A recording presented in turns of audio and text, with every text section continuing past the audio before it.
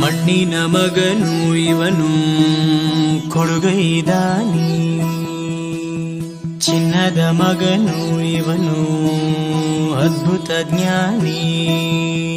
ಜನಸೇವೆಗೆಂದೇ ಹುಟ್ಟಿರುವ ದೇವರ ಕುಲವೋ, ಇವರ ನೆರಳೆ ಬಡವರಿಗೆ ನೂರಾನೆಯ ಬಲವೋ. ಈ ಮಣ್ಣಿಗೂ ಇವರ ಋಣವೈತೆ, ಪ್ರತಿ ಉಸಿರು ಇವರನ್ನೇ ನುಡಿದೈತೆ.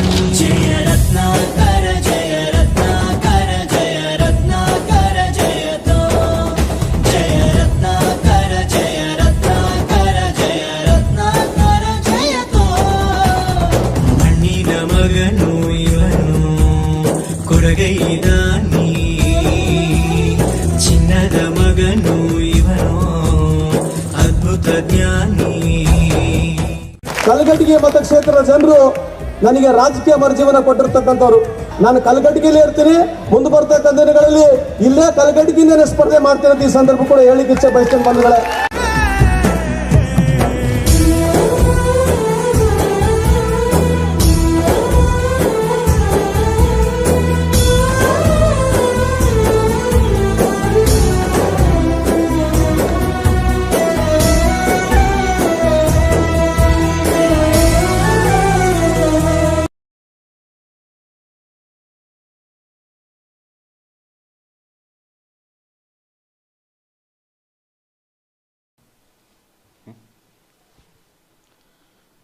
ಕರ್ನಾಟಕದ ಎಲ್ಲ ಸ್ಪರ್ಧಾರ್ಥಿಗಳಿಗೂ ಸಂತೋಷ್ ಲಾಡ್ ಫೌಂಡೇಶನ್ಗೆ ತುಂಬ ಹೃದಯದ ಸ್ವಾಗತವನ್ನು ಕೋರ್ತಾ, ನನ್ನ ಹೆಸರು ಷಣ್ಮುಖ್ ಅಂತೇಳಿ.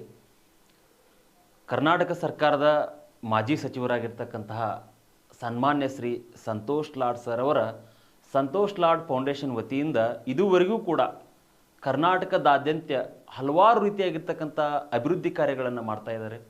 ಅದೇ ರೀತಿಯಾಗಿ ಅವ್ರ ಕ್ಷೇತ್ರ ಆಗಿರ್ತಕ್ಕಂತಹ ಕಲಘಟಗಿ ಮತ್ತು ಅಳ್ನಾವರ ಕ್ಷೇತ್ರದಲ್ಲಿಯೂ ಸಹಿತ ಅನೇಕ ಜನರ ರೈತರಿಗೆ ಸಹಾಯವಾಗುವುದರ ಜೊತೆಗೆ ನೊಂದಂಥ ವ್ಯಕ್ತಿಗಳಿಗೆ ಧ್ವನಿಯಾಗಿದ್ದಾರೆ. ವೈಯಕ್ತಿಕವಾಗಿಯೂ ಸಹಿತ ಅನೇಕ ಕುಟುಂಬಗಳಿಗೆ ಸಹಾಯ ಮಾಡುವುದರ ಜೊತೆಗೆ ಪ್ರತಿಯೊಬ್ಬರಿಗೂ ಸಹಿತ ಧ್ವನಿಯಾಗಿದ್ದಾರೆ. ಅದೇ ರೀತಿಯಾಗಿ ಸಾಮಾಜಿಕ ಸೇವೆಯಲ್ಲಿ ಶೈಕ್ಷಣಿಕ ಕ್ರಾಂತಿಯನ್ನು ಮಾಡುವುದರ ಮೂಲಕವಾಗಿ ಕರ್ನಾಟಕದಲ್ಲಿರ್ತಕ್ಕಂಥ ಎಲ್ಲ ಸ್ಪರ್ಧಾರ್ಥಿಗಳಿಗೂ ಸಹಿತ ಧ್ವನಿಯಾಗಿದ್ದಾರೆ. ಮುಂಬರುವ ದಿನಮಾನಗಳಲ್ಲಿ ಕರ್ನಾಟಕ ಸ್ಪರ್ಧಾರ್ಥಿಗಳಿಗೆ ನಾನು ಕೇಳ್ಕೊಳ್ಳೋದು ಏನಂತೇಳಿದರೆ, ಇದೇ ರೀತಿಯಾಗಿ ಅವ್ರಿಗೆ ಸ್ಫೂರ್ತಿಯನ್ನು ತುಂಬಬೇಕು ನೀವು ಕೆಲಸ ಮಾಡಲಿಕ್ಕೆ ಅಂತ ಹೇಳ್ತಾ ಇವತ್ತಿನ ವಿಷಯವನ್ನು ನಾನು ಪ್ರಾರಂಭಿಸ್ತೇನೆ. ಈಗಾಗಲೇ ನೋಡಿ, ಈ ಹಿಂದಿನ ತರಗತಿಯಲ್ಲಿ ನಾವು ಕಾನ್ಸ್ಟಿಟ್ಯೂಷನ್ ಅಮೆಂಡ್ಮೆಂಟಿಗೆ ಸಂಬಂಧಪಟ್ಟಂತೆ ಹಲವಾರು ರೀತಿಯಾಗಿರ್ತಕ್ಕಂಥ ವಿಚಾರಗಳನ್ನ ತಿಳ್ಕೊಂಡ್ವಿ. ಇದು ಕಾನ್ಸ್ಟಿಟ್ಯೂಷನ್ ಅಮೆಂಡ್ಮೆಂಟ್ ಅಂತಕ್ಕಂಥದ್ದು ತುಂಬ ಇಂಪಾರ್ಟೆಂಟ್ ಆಗಿರ್ತಕ್ಕಂಥ ಟಾಪಿಕ್ ಇದು. ಯಾಕಂತೇಳಿದರೆ ಇದ್ರ ಬಗ್ಗೆ ಪ್ರಶ್ನೆ ಕೇಳ್ತಾರೆ. ಆ ಉದ್ದೇಶಕ್ಕೋಸ್ಕರ ಅದನ್ನು ನಿನ್ನೆ ಆಗಿರ್ತಕ್ಕಂಥ ವಿಷಯವನ್ನು ಒಂಚೂರು ರಿವಿಷನ್ ಮಾಡಿ ನಾನು ಮುಂದೆ ಹೋಗ್ತೇನೆ. ಜೊತೆಗೆ ಏನಂತೇಳಿದ್ರೆ, ನಿಮಗೆ ಇದಕ್ಕೆ ಸಂಬಂಧಪಟ್ಟಂತೆ ವಿಡಿಯೋಗಳನ್ನು ಯೂಟ್ಯೂಬ್ನಲ್ಲಿ ಅಪ್ಲೋಡ್ ಮಾಡಲಾಗಿದೆ, ನೀವು ಅವುಗಳನ್ನು ವೀಕ್ಷಿಸ್ಬೋದು. ಓಕೆ, ಹಾಗಾದರೆ ಇಲ್ಲಿ ಕಾನ್ಸ್ಟಿಟ್ಯೂಷನ್ ಅಮೆಂಡ್ಮೆಂಟ್ ಸಂಬಂಧಪಟ್ಟಂತೆ ನಾವೇನು ಮಾಡಿದ್ವಿ, ಕಾನ್ಸ್ಟಿಟ್ಯೂಷನ್ ಅಮೆಂಡ್ಮೆಂಟಿಗೆ ಸಂಬಂಧಪಟ್ಟಂತೆ ನಾವು ನಿನ್ನೆ ತರಗತಿಯಲ್ಲಿ ಅರ್ಧ ತಿಳ್ಕೊಂಡ್ವಿ. ಇಲ್ಲಿ ನೋಡಿ, ಸಂವಿಧಾನ ತಿದ್ದುಪಡಿಯ ಪ್ರೊಸೀಜರ್ ಆಫ್ ಅಮೆಂಡ್ಮೆಂಟ್ ಅಂತ ಹೇಳಿ ಕರಿತೀವಿ ನಾವು. ಸಂವಿಧಾನ ತಿದ್ದುಪಡಿಯ ಕ್ರಮಗಳ ಬಗ್ಗೆ ನಾವು ಅರ್ಥ ಮಾಡ್ಕೊಂಡ್ವಿ. ಅದರಲ್ಲಿ ಸಂಸತ್ತಿನ ಯಾವುದೇ ಸದನದಲ್ಲಿ ಮಂಡಿಸ್ಬೋದು ಅಂತೇಳಿ ಹೇಳ್ಕೊಟ್ಟೆ ನಿಮಗೆ. ಸಂಸತ್ತಿನ ಯಾವುದೇ ಸದನದಲ್ಲಿಯೂ ಸಹಿತ ಕಾನ್ಸ್ಟಿಟ್ಯೂಷನ್ ಅಮೆಂಡ್ಮೆಂಟನ್ನು ಮಂಡಿಸ್ಬೋದು. ಅದು ಲೋಕಸಭೆ ಆಗಿರ್ಬೋದು, ರಾಜ್ಯಸಭೆ ಆಗಿರ್ಬೋದು. ಆದರೆ ಯಾವುದೇ ಕಾರಣಕ್ಕೂ ರಾಜ್ಯ ಶಾಸಕಾಂಗದಲ್ಲಿ ಮಂಡಿಸುವಂಗಿಲ್ಲ. ಓಕೆ, ಇನ್ನು ಸಚಿವರು ಮಂಡಿಸ್ಬೋದು, ಖಾಸಗಿ ಸದಸ್ಯರು ಮಂಡಿಸ್ಬೋದು. ಇದ್ರ ಬಗ್ಗೆ ಕೂಡ ಎಕ್ಸ್ಪ್ಲನೇಷನ್ ಕೊಟ್ಟಿದ್ದೇನೆ.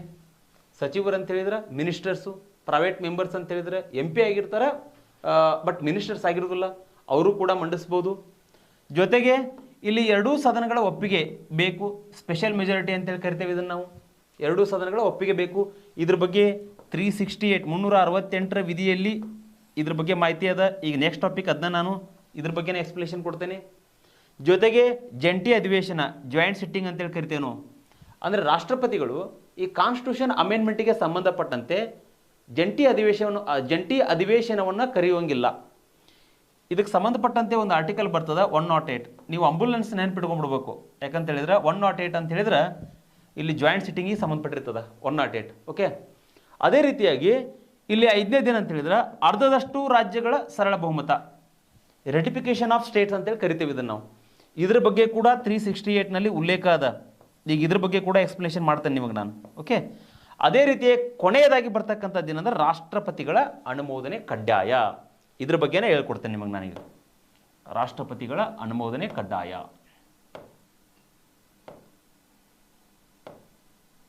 ಓಕೆ, ಒಂದು second.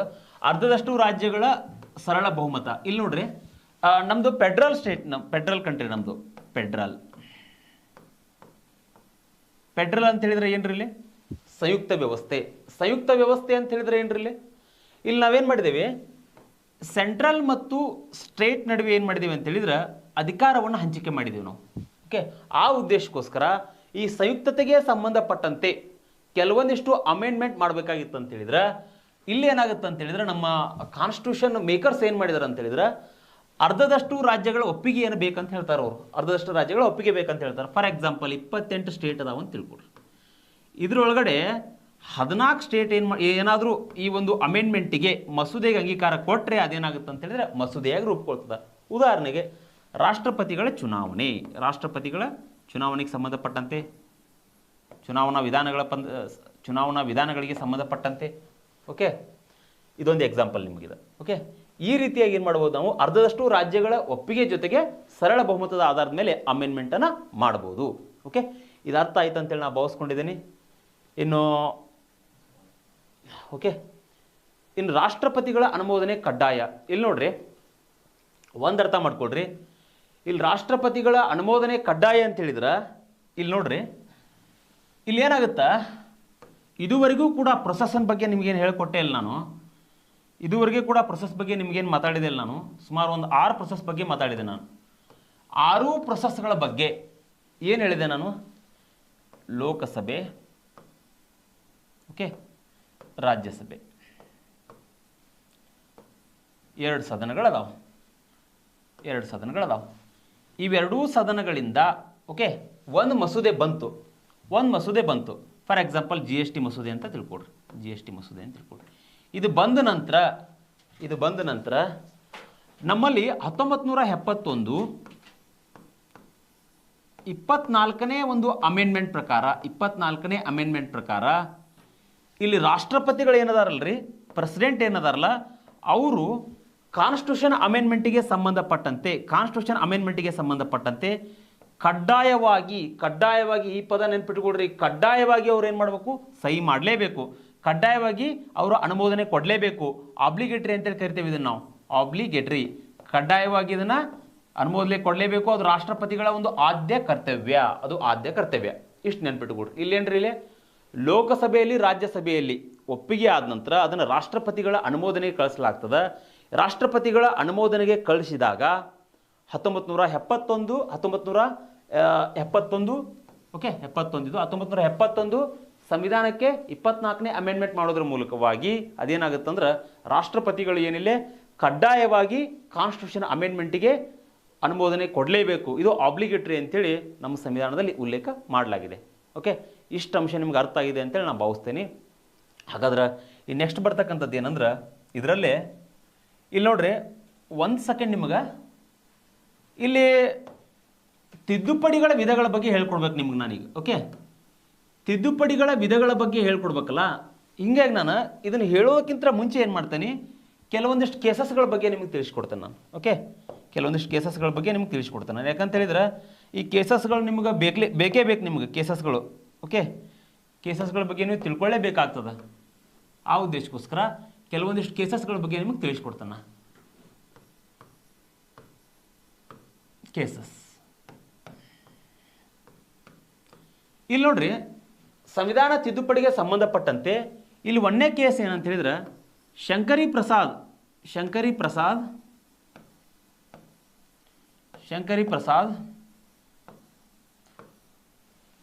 Versus union of India ಕೇಸ್ನಲ್ಲಿ ಏನಾಗುತ್ತೆ ರೀ, union of India case. Shankari Prasad versus union of India ಕೇಸ್ನಲ್ಲಿ ಏನಾಗುತ್ತೆ, ಇಲ್ಲಿ ಒಂದು ಅರ್ಥ ಮಾಡ್ಕೊಡ್ರಿ. ಇಲ್ಲಿ ಶಂಕರಿ ಪ್ರಸಾದ್ ಅಂತಕ್ಕಂಥ ಒಬ್ಬ ವ್ಯಕ್ತಿ ಏನಂತ ಹೇಳಿದ್ರೆ ಇಲ್ಲಿ ಜಮೀನ್ದಾರ ವ್ಯಕ್ತಿ ರೀ. ಇಲ್ಲಿ ಇವನು ಶಂಕರಿ ಪ್ರಸಾದ್ ಅಂತಕ್ಕಂಥವ್ನು ಏನ್ರಿ ಇಲ್ಲಿ ಜಮೀನ್ದಾರ ವ್ಯಕ್ತಿ ಇಲ್ಲಿ. ಓಕೆ, ಜಮೀನ್ದಾರ ವ್ಯಕ್ತಿ ಸರ್ಕಾರ ಏನು ಮಾಡಿರುತ್ತೆ ಅಂತ ಹೇಳಿದ್ರೆ ಇಲ್ಲಿ ಅತಿ ಹೆಚ್ಚು ಅಂದರೆ ಭೂ ಸುಧಾರಣೆಗೆ ಸಂಬಂಧಪಟ್ಟಿರ್ತಕ್ಕಂಥ ಒಂದು ಕಾಯ್ದೆಯನ್ನು ಜಾರಿಗೆ ತೊಗೊಂಬರ್ತದೆ. ಆ ಮೂಲಕವಾಗಿ ಯಾರಾದರೂ ಸರ್ಕಾರ ನಿಗದಿಪಡಿಸಿರ್ತಕ್ಕಂಥ ಭೂಮಿಗಿಂತ ಹೆಚ್ಚಾಗಿ ಭೂಮಿಯನ್ನು ಹೊಂದಿದ್ರೆ ಅದನ್ನು ಸರ್ಕಾರ ತನ್ನ ವಶಕ್ಕೆ ತೆಗೆದುಕೊಳ್ಬೋದು. ಅದು ಭೂ ಸುಧಾರಣೆಗೆ ಸಂಬಂಧಪಟ್ಟಿರ್ತದೆ. ಹೀಗಿದ್ದಾಗ ಇಲ್ಲಿ ಶಂಕರಿ ಪ್ರಸಾದ್ ಏನು ಮಾಡ್ತಾನೆ ಅಂತ ಹೇಳಿದ್ರೆ ಸರ್ಕಾರ ತಂದಿರತಕ್ಕಂತಹ ಲ್ಯಾಂಡ್ ರಿಫಾರ್ಮ್ಸ್ ಅಂದರೆ ಭೂ ಸುಧಾರಣೆ ಕಾಯ್ದೆಗೆ ವಿರುದ್ಧವಾಗಿ ಏನು ಮಾಡ್ತಾನೆ ಅಂತ ಹೇಳಿದ್ರೆ ಸುಪ್ರೀಂ ಕೋರ್ಟ್ಗೆ ಹೋಗ್ತಾನೆ. ಸುಪ್ರೀಂ ಕೋರ್ಟ್ಗೆ ಹೋಗ್ತಾನೆ ಆರ್ಟಿಕಲ್ 32 ಯೂಸ್ ಮಾಡ್ಕೊಂಡು. ಯಾಕಂತೇಳಿದ್ರೆ ಆಸ್ತಿ ಹಕ್ಕು ಅವಾಗ ಇನ್ನೂ ಇರ್ತದೆ ರೀ, ಆಸ್ತಿ ಹಕ್ಕು. ಓಕೆ, ಹೀಗಾಗಿ ಹೋದಾಗ ಏನಾಗುತ್ತೆ ಅಂತ ಹೇಳಿದ್ರೆ ಸುಪ್ರೀಂ ಕೋರ್ಟ್ ಕೂಡ ಒಂದು ತೀರ್ಪು ಕೊಡ್ತದೆ. ಏನು ಕೊಡುತ್ತೆ ಅಂತ ಹೇಳಿದ್ರೆ ಸುಪ್ರೀಂ ಕೋರ್ಟು ಸಂಸತ್ತು ಮೂಲಭೂತ ಹಕ್ಕುಗಳನ್ನು ತಿದ್ದುಪಡಿ ಮಾಡ್ಬೋದು ಅಂತೇಳಿ ತೀರ್ಪು ಕೊಡ್ತದೆ. Shankari Prasad versus union of India ಕೇಸ್ನಲ್ಲಿ ಸಂಸತ್ತು ಮೂಲಭೂತ ಹಕ್ಕುಗಳನ್ನು ತಿದ್ದುಪಡಿ ಮಾಡಬಹುದು ಅಂತೇಳಿ ತೀರ್ಪು ಕೊಡ್ತದೆ. ಇದಾದ ಮೇಲೆ ಎರಡನೇ ಕೇಸ್ ಬರ್ತದೆ ರೀ, Golaknath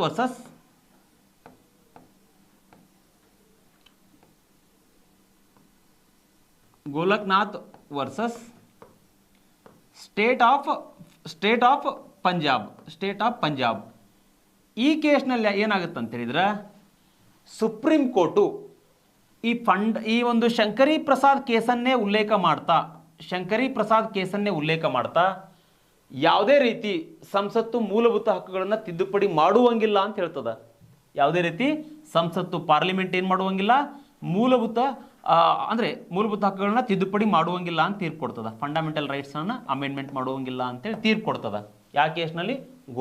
Golaknath versus state of Punjab ಕೇಸ್ನಲ್ಲಿ. ಅದಾದಮೇಲೆ ಇಲ್ಲಿ ಶಂಕರಿ ಪ್ರಸಾದ್ ವರ್ಸಸ್ ಮತ್ತೆ Golaknath versus state of Punjab case. ಇವೆರಡೂ ಕೇಸ್ಗಳು ತುಂಬ ಇಂಪಾರ್ಟೆಂಟ್ ನಿಮ್ಗೆ. ಯಾಕಂತ ಹೇಳಿದ್ರೆ ಪ್ರಶ್ನೆ ಕೇಳ್ತಾರೆ ನಿಮ್ಗೆ. ಓಕೆ, ಇದಾದ್ಮೇಲೆ ಏನಂತ ಹೇಳಿದ್ರೆ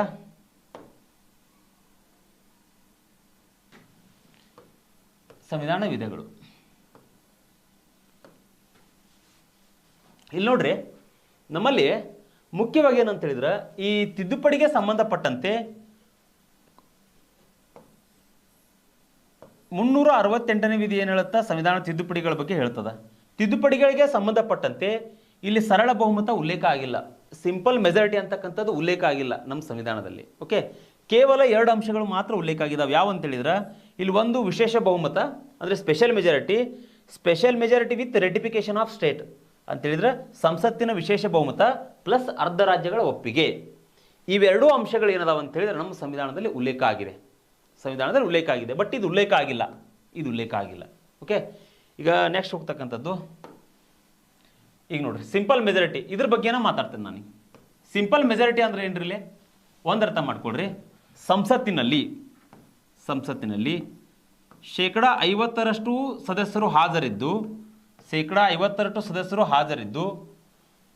ಮತದಾನ ಮಾಡ್ತಕ್ಕಂತಹ ಸಂಸತ್ತಿನಲ್ಲಿ 50% ಸದಸ್ಯರು ಹಾಜರಿರಬೇಕು.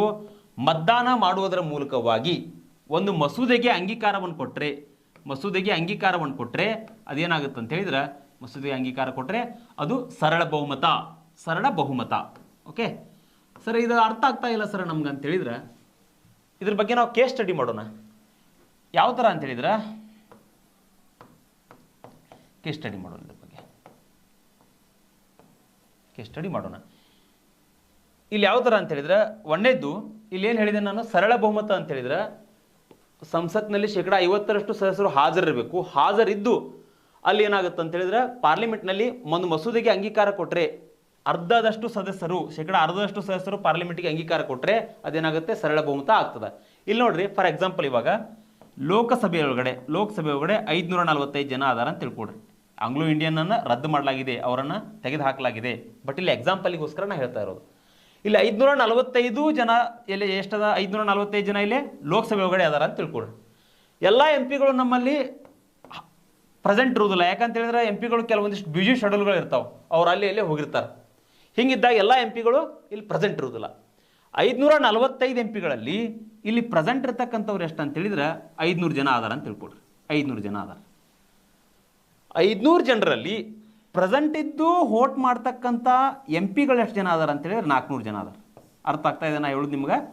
ಇಲ್ಲಿ ಪ್ರೆಸೆಂಟ್ ಇದ್ದು ವೋಟ್ ಮಾಡ್ತಕ್ಕಂಥ ಎಂ ಪಿಗಳು ಎಷ್ಟದಾರ 400 ಜನ ಅದಾರ. ಇಲ್ಲಿ ಏನು ಹೇಳಿದೆ ನಾನು, ಸಂಸತ್ತಿನಲ್ಲಿ ಪಾರ್ಲಿಮೆಂಟ್ನಲ್ಲಿ ಶೇಕಡ 50ಕ್ಕಿಂತ ಹೆಚ್ಚು ಜನ ಹಾಜರಿದ್ದು ಒಂದು ಮಸೂದೆಗೆ ಅಂಗೀಕಾರವನ್ನು ಕೊಟ್ಟರೆ ಅದೇನದು ಸರಳ ಬಹುಮತ ಅಂತೇಳಿ ಹೇಳಿದೆ ನಿಮಗೆ ನಾನು. ಓಕೆ, ಹಾಗಾದರೆ ಇಲ್ಲಿ ಏನು ಹೇಳಿದೆ ನಾನು, ಪ್ರೆಸೆಂಟ್ ಇದ್ದು ವೋಟ್ ಮಾಡ್ತಕ್ಕಂಥವ್ರು ಎಷ್ಟು ಜನ, 400 ಜನ ಅದಾರ. ಇಲ್ಲಿ 400 ಜನ ಅಂತ ಹೇಳಿದರೆ ಇದನ್ನು ಅರ್ಧ ಮಾಡ್ರೆ ಎಷ್ಟಾಗುತ್ತೆ ರೀ, 400 ಅರ್ಧ ಮಾಡ್ರೆ 200 ಬರ್ತದೆ. 400 ಅರ್ಧ ಮಾಡ್ರೆ ಏನಾಗುತ್ತೆ ಇಲ್ಲಿ 200 ಬರ್ತದೆ. ಹಾಗಾದ್ರೆ ನಮಗೇನು ಬೇಕಾಗಿದೆ, ಅರ್ಧಕ್ಕಿಂತ ಹೆಚ್ಚಿಗೆ ಅಂತಂದಾಗ ಇಲ್ಲಿ 201 ಜನ ಹಾಜರಿದ್ರೆ, 201 ಜನ ಇಲ್ಲಿ ಹಾಜರಿದ್ರೆ ಸಂಸತ್ನಲ್ಲಿ ಏನಾಗುತ್ತೆ, ಅದನ್ನು ಸಿಂಪಲ್ ಮೆಜಾರಿಟಿ ಸರಳ ಬಹುಮತದ ಆಧಾರದ ಮೇಲೆ ನಾವೇನು ಮಾಡ್ಬೋದು, ಆ ಮಸೂದೆಯನ್ನು ಅಂಗೀಕಾರ ಮಾಡ್ಬೋದು. ಸರಳ ಬಹುಮತದ ಆಧಾರದ ಮೇಲೆ ಮಸೂದೆಯನ್ನು ಅಂಗೀಕಾರ ಮಾಡ್ಬೋದು. ನಾ ಹೇಳೋದು ಅರ್ಥ ಆಗ್ತಾ ಇದೆ ಅಂತೇಳಿ ಭಾವಿಸ್ತಾ ಇದ್ದೀನಿ ಇದನ್ನು. ಹಾಗಾದರೆ ಇದನ್ನೊಂಚೂರು ನೋಟ್ ಡೌನ್ ಮಾಡ್ಕೊಳ್ರಿ, ಯಾಕಂದರೆ ಇಂಪಾರ್ಟೆಂಟ್ ಆಗ್ತದೆ. ಓಕೆ, ಇಲ್ಲಿ ನೋಡ್ರಿ, ಈಗ ಸರಳ ಬಹುಮತಕ್ಕೆ ಸಂಬಂಧಪಟ್ಟಂತೆ ಶೇಕಡ 50ಕ್ಕಿಂತ ಹೆಚ್ಚು ಜನರು ಹಾಜರಿದ್ದು ಒಂದು ಮಸೂದೆಗೆ ಅಂಗೀಕಾರ ನೀಡ್ತಾರೆ ಅಂತ ಹೇಳಿದೆ. ಈ ಮೂಲಕವಾಗಿ, ಈ ಒಂದು ಪ್ರೊಸೆಸ್ ಮೂಲಕವಾಗಿ ನಮ್ಮ ಸಂವಿಧಾನದಲ್ಲಿ ಏನೆಲ್ಲ ಅಂಶಗಳನ್ನು ನಾವು ತಿದ್ದುಪಡಿ ಮಾಡ್ಬೋದು. ಆ ವಿಷಯಗಳ ಬಗ್ಗೆ ನಿಮಗೆ ಹೇಳ್ತೇನೆ ನಾನು. ಯಾವ್ಯಾವ ವಿಷಯಗಳಂತೇಳಿದ್ರೆ ಇಲ್ಲಿ ನೋಡ್ರಿ, ಯಾವ ವಿಷಯಗಳಂತೇಳಿದ್ರೆ ಇಲ್ಲಿ ಒಂದೇದು ಬಂದ್ಬಿಟ್ಟು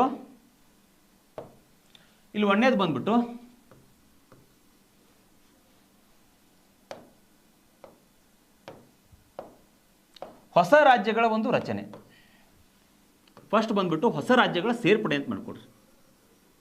ಹೊಸ ರಾಜ್ಯಗಳ ಸೇರ್ಪಡೆ.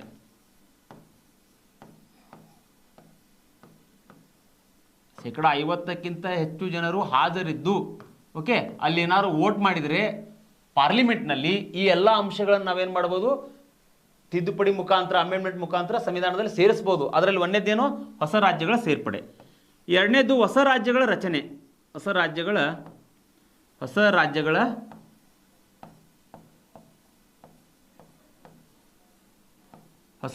ರಚನೆ. ಹೊಸ ರಾಜ್ಯಗಳ ರಚನೆ, ಗಡಿಗಳ ಬದಲಾವಣೆ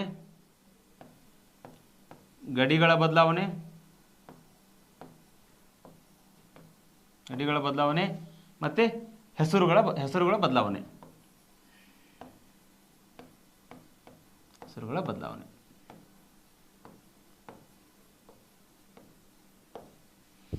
ಮೂರನೇದು ಹೊಸ ರಾಜ್ಯಗಳ ರಚನೆ ಅಂತ ಹೇಳಿದ್ರೆ, ಫಾರ್ ಎಕ್ಸಾಂಪಲ್ ಆಂಧ್ರ ಪ್ರದೇಶ ಇತ್ತೀಗ.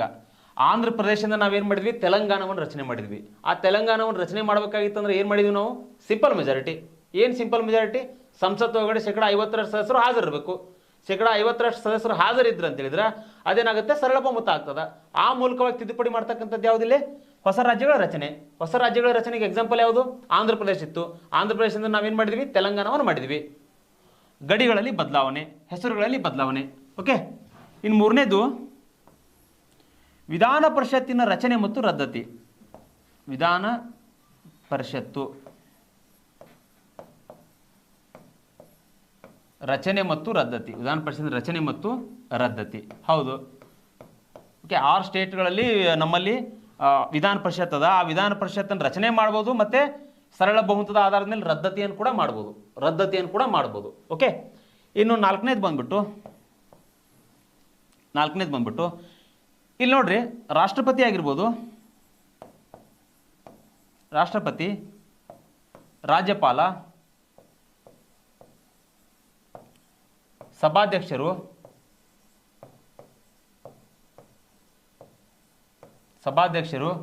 ನ್ಯಾಯಾಧೀಶರ ವೇತನ ಮತ್ತು ಭತ್ಯೆಗಳು. ನ್ಯಾಯಾಧೀಶರ ವೇತನ ಮತ್ತು ಭತ್ಯೆಗಳಿಗೆ ಸಂಬಂಧಪಟ್ಟಂತೆ ನೀವೇನು ಮಾಡ್ಬೋದು ಇಲ್ಲ ಅಂತ ಹೇಳಿದ್ರೆ, ಸರಳ ಬಹುಮತದ ಆಧಾರದ ಮೇಲೆ ನೀವೇನು ಮಾಡ್ಬೋದು, ಅಮೆಂಡ್ಮೆಂಟ್ ಮಾಡ್ಬೋದು. ಇನ್ನು ಸಂಸತ್ ಸದಸ್ಯರ ವೇತನ ಮತ್ತು ಭತ್ಯೆಗಳು. ಸಂಸತ್ ಸದಸ್ಯರ ವೇತನ ಮತ್ತು ಭತ್ಯೆಗಳು.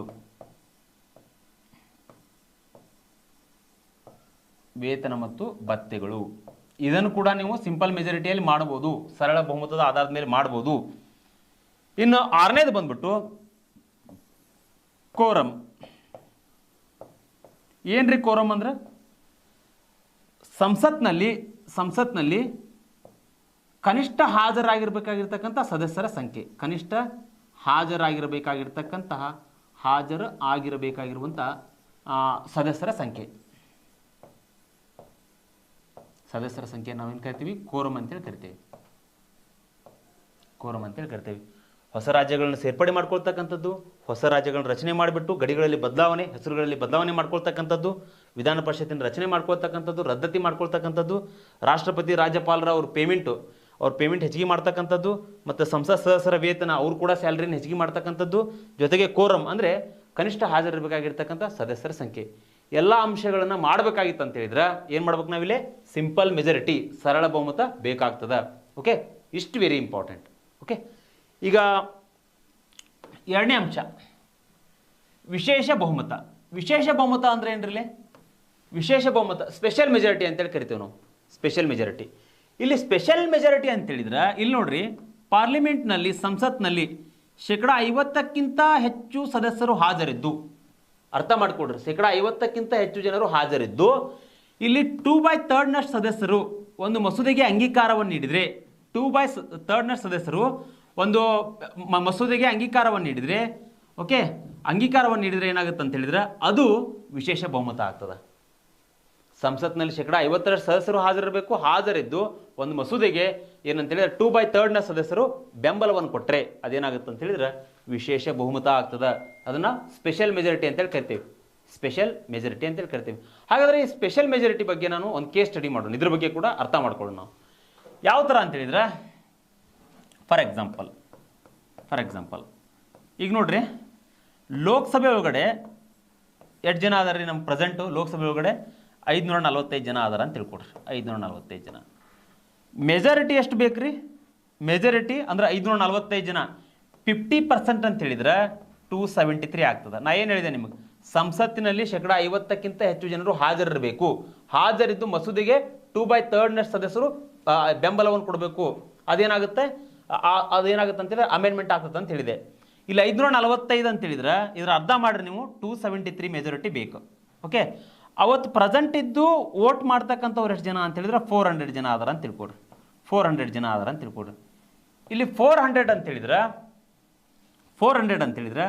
ಇಲ್ಲಿ 2/3 ಮಾಡ್ರಿ. ನೆಕ್ಸ್ಟ್ ಇದನ್ನ ಹೇಳಾಗ್ತಾನೆ, ಇಲ್ಲಿ ತೊಗೊಂಡೆ ಕಾನ್ಸೆಪ್ಟು.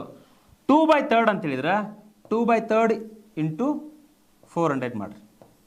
400 ಮಾಡ್ರಿ ಈಜಿಕ್ವಲ್ ಟು ಎಷ್ಟಾಯ್ತು ರೀ? ಇಲ್ಲಿ ಕೆಳಗಡೆ 8, ಇಲ್ಲಿ ಏನೂ ಇಲ್ಲ ಅಂತ ಹೇಳಿದ್ರೆ 1. ಓಕೆ, 800.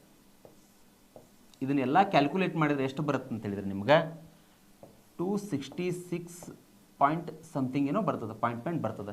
ಬಟ್ ನಾವೆಲ್ಲೇನು ತೊಗೋಬೇಕು ಅಂತ ಹೇಳಿದ್ರೆ 267 ತೊಗೋಬೇಕು. ಇಲ್ಲಿ ಟೋಟಲಾಗಿ ನಾವು 267 ತೊಗೊಂಡ್ರೆ ಏನಾಗುತ್ತೆ ಅಂತ ಹೇಳಿದ್ರೆ ಅದೇನಾಗುತ್ತೆ 2/3 ಬರ್ತಕ್ಕಂಥ ಮೆಜಾರಿಟಿ. ಅದು ಮೆಜಾರಿಟಿ ಒಂದು ಅಲ್ಲಿರ್ತಕ್ಕಂಥ ಸದಸ್ಯರ ಸಂಖ್ಯೆ.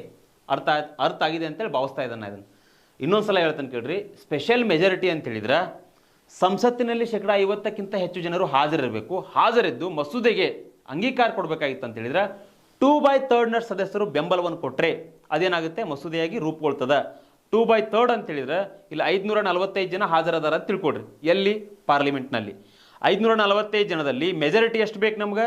ಅದನ್ನು ಅರ್ಧ ಮಾಡ್ಕೊಳ್ರಿ. ಅರ್ಧ ಮಾಡ್ಕೊಂಡ್ರೆ ಎಷ್ಟಾಗುತ್ತೆ? 273 ಆಗ್ತದೆ. ಹಾಗಾದ್ರೆ ಅವತ್ತು ಪ್ರೆಸೆಂಟ್ ಇದ್ದು ವೋಟ್ ಮಾಡ್ತಕ್ಕಂಥ ಜನ ಎಷ್ಟು? ಮೆಂಬರ್ಸ್ ಎಷ್ಟು? 400 ಜನ ಅದಾರ ಅಂತ ತಿಳ್ಕೊಡ್ರಿ. ಇಲ್ಲಿ 2/3 ಅಂತ ಹೇಳಿದ್ರೆ ಅದನ್ನೆಲ್ಲ ನಾವು ಕ್ಯಾಲ್ಕುಲೇಟ್ ಮಾಡಿದಾಗ ಕೊನೆಗೆ ಸಿಗ್ತಕ್ಕಂಥದ್ದು 266 ಪಾಯಿಂಟ್ ಸಮಥಿಂಗ್ ಸಿಕ್ಕರೂ ಸಹಿತ ನಮ್ಗೆ ಲಾಸ್ಟ್ ಹಿಡಿತಕ್ಕಂಥದ್ದು ಎಷ್ಟು ಅಂತ ಹೇಳಿದ್ರೆ 267 ಜನ. 267 ಜನ ಮೆಂಬರ್ ಅವತ್ತಲ್ಲಿ ಇದ್ರಂದ್ರೆ, ಪಾರ್ಲಿಮೆಂಟ್ನಲ್ಲಿ ವೋಟಿಂಗ್ ಮಾಡಿ ಈ ಪ್ರೊಸೆಸ್ನಲ್ಲಿ ಪಾಲ್ಗೊಂಡಿದ್ರ ಅಂತ ಹೇಳಿದ್ರೆ ಅದೇನಾಗುತ್ತೆ ಅಂತ ಹೇಳಿದ್ರೆ ಸ್ಪೆಷಲ್ ಮೆಜಾರಿಟಿ ಆಗ್ತದೆ. ಹಾಗಾದ್ರೆ ಸ್ಪೆಷಲ್ ಮೆಜಾರಿಟಿಯಲ್ಲಿ ನಾವೇನೆಲ್ಲ ಅಂಶಗಳನ್ನು ಸಂವಿಧಾನ ತಿದ್ದುಪಡಿ ಮಾಡ್ಬೋದು, ಏನೆಲ್ಲ ಅಂಶಗಳನ್ನು ಮಾಡ್ಬೋದು? ಒಂದೇದು ಬಂದ್ಬಿಟ್ಟು ಯಾಕಂತ ಹೇಳಿದ್ರೆ ಫಂಡಮೆಂಟಲ್ ರೈಟ್ಸ್ ಬರ್ತದೆ. ಇಲ್ಲಿ ಫಂಡಮೆಂಟಲ್ ರೈಟ್ಸ್, ಮೂಲಭೂತ ಹಕ್ಕುಗಳಿಗೆ ಸಂಬಂಧಪಟ್ಟಂತೆ ಸ್ಪೆಷಲ್ ಮೆಜಾರಿಟಿ ಬೇಕು. ಯಾಕೆ ಹೇಳ್ರಿ? ನಾ ಈಗಾಗಲೇ ಹೇಳಿದೆ, ಸ್ಪೆಷಲ್ ಮೆಜಾರಿಟಿ ಅಮೆರಿಕಾದಿಂದ ನಾವು ಅಳವಡಿಸ್ಕೊಂಡಿದ್ದೀವಿ. ಯಾಕಂತ ಹೇಳಿದ್ರೆ ಫಂಡಮೆಂಟಲ್ ರೈಟ್ಸ್ ಅಂತಕ್ಕಂಥದ್ದು ಭಾರತದ ಸಂವಿಧಾನದ ಒಂದು ಆತ್ಮ ಮತ್ತು ಹೃದಯ. ಹೌದಾ? ಹೀಗಿದ್ದಾಗ ಇಂಥ ಒಂದು ಕೆಲವೊಂದಿಷ್ಟು ಕಠಿಣವಾಗಿರ್ತಕ್ಕಂತಹ ವಿಷಯಗಳನ್ನು ನಾವು ಸ್ಪೆಷಲ್ ಮೆಜಾರಿಟಿಯಲ್ಲಿ ಸಂವಿಧಾನ ರಚನಾಕಾರರು ಸೇರಿಸಿದ್ದಾರೆ. ಒಂದನೇದು ಫಂಡಮೆಂಟಲ್ ರೈಟ್ಸ್. ಎರಡನೇದು ಬಂದ್ಬಿಟ್ಟು ಡಿ ಪಿ ಎಸ್ ಪಿ ಅಂತ ಹೇಳಿದ್ರೆ ಏನ್ರಿ? ಇಲ್ಲಿ ರಾಜ್ಯ ನಿರ್ದೇಶಕ ತತ್ವಗಳು. ಇವೆರಡೂ ಅಂಶಗಳನ್ನು ನಾವು ತಿದ್ದುಪಡಿ ಮಾಡಬೇಕಾಗಿತ್ತು ಅಂತ ಹೇಳಿದ್ರೆ, ಏನೆಲ್ಲ ಬದಲಾವಣೆಗಳನ್ನು ಮಾಡಬೇಕಾಗಿತ್ತು ಅಂತ ಹೇಳಿದ್ರೆ, ಇಲ್ಲೇನು ಮಾಡ್ಬೇಕು ನಾವು? ವಿಶೇಷ ಬಹುಮತ ಅಳವಡಿಸ್ಬೇಕಾಗ್ತದ. ವಿಶೇಷ ಬಹುಮತ ಅಳವಡಿಸ್ಬೇಕಾಗ್ತದ. ಫಾರ್ ಎಕ್ಸಾಂಪಲ್, ಫಂಡಮೆಂಟಲ್ ರೈಟ್ಸ್ನಲ್ಲಿ ಹಿಂದ್ಗಡೆ ಆಸ್ತಿ ಹಕ್ಕು ಇತ್ತಲ್ರಿ, ಆಸ್ತಿ ಹಕ್ಕು, ಪ್ರಾಪರ್ಟಿ ರೈಟ್. ಆ ಆಸ್ತಿ ಹಕ್ಕಿಗೆ ಸಂಬಂಧಪಟ್ಟಂತೆ ನಾವೇನು ಮಾಡಿದ್ವಿ ಅಂತ ಹೇಳಿದ್ರೆ, ಆವಾಗಿನ ಟೈಮ್ದಲ್ಲಿ ಸಂಸತ್ನಲ್ಲಿ ಕುತ್ಕೊಂಡು ಎಲ್ಲ ಮೆಂಬರ್ಸ್ಗಳು ಕುತ್ಕೊಂಡು ಏನು ಮಾಡಿದ್ರು, ಈ ಪ್ರೊಸೆಸ್ನಲ್ಲಿ ವೋಟಿಂಗ್ ಮಾಡಿದಾಗ ಇವೆರಡು ಈ ಆಸ್ತಿ ಹಕ್ಕು ಅಮೆಂಡ್ಮೆಂಟ್ ಆಯಿತು, ಪ್ರಾಪರ್ಟಿ ರೈಟ್ ಅಮೆಂಡ್ಮೆಂಟ್ ಆಯಿತು. ಯಾಕಂತ ಹೇಳಿದ್ರೆ ಇವಾಗ ಪ್ರಾಪರ್ಟಿ ರೈಟ್ ಇಲ್ಲ, ಅದೊಂದು ಲೀಗಲ್ ರೈಟ್, ಕಾನ್ಸ್ಟಿಟ್ಯೂಷನ್ ರೈಟ್ ಅಲ್ಲ. ಓಕೆ, ಇಷ್ಟು ಅರ್ಥ ಆಗಿದೆ ಅಂತೇಳಿ ನಾ ಭಾವಿಸ್ತೇನೆ. ಓಕೆ, ಈಗ ನೆಕ್ಸ್ಟ್ ಬರ್ತಕ್ಕಂಥ ಕಾನ್ಸೆಪ್ಟು ಸಂಸತ್ತಿನ ವಿಶೇಷ ಬಹುಮತ ವಿತ್ ರೆಟಿಫಿಕೇಶನ್ ಆಫ್ ಸ್ಟೇಟ್ ಅಂತ ಹೇಳ್ತೇವೆ ನಾವು. ಇಲ್ಲೇನ್ರಿ ಸಂಸತ್ತಿನ ವಿಶೇಷ ಬಹುಮತ ಮತ್ತು ಅರ್ಧ ರಾಜ್ಯಗಳ ಒಪ್ಪಿಗೆ. ನಾನು ಈಗಾಗಲೇ ಮಾತಾಡಿದೆ. ಇಲ್ಲಿ ನೋಡ್ರಿ, ನಾವೇನು ಮಾಡಿಬಿಟ್ಟಿದ್ವಿ, ನಮ್ಮ ಭಾರತ ರಾಷ್ಟ್ರ ಒಂದೇನು ಅಂತೇಳಿ ಫೆಡ್ರಲ್ ಕಂಟ್ರಿ ನಮ್ಮದು. ಫೆಡ್ರಲ್ ಅಂತ ಹೇಳಿದ್ರೆ ಸಂಯುಕ್ತ ವ್ಯವಸ್ಥೆ ಅಂದರೆ ಅರೆ ಸಂಯುಕ್ತ ವ್ಯವಸ್ಥೆಯನ್ನು ನಮ್ಮ ದೇಶ ಅಳವಡಿಸ್ಕೊಂಡಿದೆ. KCVR ಅವ್ರು ಹೇಳ್ತಾರೆ. ಹಾಗಿದ್ದಾಗ ಇಲ್ಲಿ ಕೆಲವೊಂದಿಷ್ಟು ವಿಷಯಗಳಿಗೆ ಸಂಬಂಧಪಟ್ಟಂತೆ ರಾಜ್ಯಗಳನ್ನು ಕಡೆಗಣಿಸಬಾರ್ದು. ರಾಜ್ಯಗಳನ್ನು ಕೂಡ ನಾವು ಸಂವಿಧಾನ ತಿದ್ದುಪಡಿಗೆ ಸಂಬಂಧಪಟ್ಟಂತೆ ರಾಜ್ಯಗಳ ಪಾತ್ರವನ್ನು ಸಹಿತ ನಾವು ತೆಗೆದುಕೊಳ್ಬೇಕಾಗ್ತದೆ. ಆ ಉದ್ದೇಶಕ್ಕೋಸ್ಕರ ಇಲ್ಲಿ ಸಂಸತ್ತಿನ ವಿಶೇಷ ಬಹುಮತ ಅಂತ ಹೇಳಿದ್ರೆ 2/3 ಸದಸ್ಯರು ಏನು ಮಾಡ್ಬೇಕಿಲ್ಲೇ ಆ ಬಹುಮತವನ್ನು ಕೊಡಬೇಕು. 2/3 ಸದಸ್ಯರು ಬಹುಮತವನ್ನು ಕೊಟ್ಟು, ಓಕೆ, ಆಮೇಲೆ ಏನಾಗುತ್ತೆ ಅಂತ ಹೇಳಿದ್ರೆ, ಒಂದು ಮಸೂದೆಯಾಗಿ ರೂಪುಗೊಳ್ಬೇಕಾಗಿತ್ತು ಅಂತ ಹೇಳಿದ್ರೆ ಒಟ್ಟ ಅರ್ಧದಷ್ಟು ರಾಜ್ಯಗಳು ಏನಾಗಬೇಕು, ಒಪ್ಪಿಗೆಯನ್ನು ಕೊಡಬೇಕು. ಅರ್ಧದಷ್ಟು ರಾಜ್ಯಗಳು ಅಂತ ಹೇಳಿದ್ರೆ 28 ಸ್ಟೇಟ್ ಅದಾವ. ಅದ್ರಾಗ 14 ಸ್ಟೇಟ್ ಏನಾದರೂ ಒಪ್ಪಿಗೆಯನ್ನು ಕೊಟ್ಟರೆ ಏನಾಗುತ್ತದೋ ಸಂಸತ್ತಿನ ವಿಶೇಷ ಬಹುಮತ ಮತ್ತು ಅರ್ಧ ರಾಜ್ಯಗಳ ಒಪ್ಪಿಗೆ ಆಗ್ತದೆ. ಅರ್ಧದ ಸ್ಟೇಟ್ ಅವುಗಳಿಗೆ ಒಪ್ಪಿಗೆ ಕೊಡ್ಬೇಕು, ಮಿಕ್ಕಿದ್ದು ಒಪ್ಪಿಗೆ ಕೊಟ್ಟು ಬಿಟ್ಟು ಸಂಬಂಧ ಇಲ್ಲ, ಕೊಡ್ಬೋದು ಬಿಡ್ಬೋದು. ಬಟ್ ಅಲ್ಲಿ ಏನದ, ಅರ್ಧದಷ್ಟು ರಾಜ್ಯಗಳು ಒಪ್ಪಿಗೆ ಕೊಡಲೇಬೇಕು. 12 ಕೊಟ್ಟು ಅಂದ್ರೆ ಬರ್ತೈತೇನ್ರಿ ಸರ್? ಬರೋದಿಲ್ಲ, ಅರ್ಧ ಆಗೋದಿಲ್ಲ. ಅದು ಅರ್ಧ ಆಗ್ಬೇಕಂದ್ರೆ 14ಕ್ಕಿಂತ ಹೆಚ್ಚಿಗೆ ಆದಾಗ ಏನಾಗುತ್ತೆ ಅಂತ ಹೇಳಿದ್ರೆ ಅದು ಏನಾಗುತ್ತೆ, special majority with ratification of state, ಅರ್ಧದಷ್ಟು ರಾಜ್ಯಗಳ ಒಪ್ಪಿಗೆ ಆಗ್ತದ. ಹಾಗಾದ್ರೆ ಒಂದರ್ಥ ಮಾಡ್ಕೊಡ್ರಿ, ಇಲ್ಲಿ ರಾಜ್ಯ ಶಾಸಕಾಂಗದಲ್ಲಿ ರಾಜ್ಯಗಳ ಒಪ್ಪಿಗೆ ಅಂತ ಹೇಳಿದ್ರೆ, ರಾಜ್ಯ ಶಾಸಕಾಂಗದಲ್ಲಿ ಇಲ್ಲಿ ಸ್ಟೇಟ್ ಲೆಜಿಸ್ಲೇಚರ್ದಲ್ಲಿ ಏನಂತ ಹೇಳಿದ್ರೆ ಸರಳ ಬಹುಮತ ಸಿಂಪಲ್ ಮೆಜಾರಿಟಿ. ಇಲ್ಲಿ ಸಿಂಪಲ್ ಮೆಜಾರಿಟಿಯಲ್ಲಿ ಪಾಸ್ ಆತ ಅಂತ ಹೇಳಿದ್ರೆ ಬಿಲ್ಲು ಅದೇನಾಗುತ್ತೆ, ಕಾಯ್ದೆಯಾಗಿ ರೂಪುಗೊಳ್ತದ. ಅರ್ಥ ಆಗ್ತಾ ಇದೆ? ಹಾಗಾದ್ರೆ ಯಾವೆಲ್ಲ ಅಂಶಗಳನ್ನು ನಾವು special majority with ratification of ಸ್ಟೇಟ್ನಲ್ಲಿ ಯಾವೆಲ್ಲ ಅಂಶಗಳನ್ನು ನಾವು ಏನು ತಿದ್ದುಪಡಿಗಳನ್ನು ಮಾಡ್ಬೋದು, ಒಂದು ಅರ್ಥ ಮಾಡ್ಕೊಡ್ರಿ.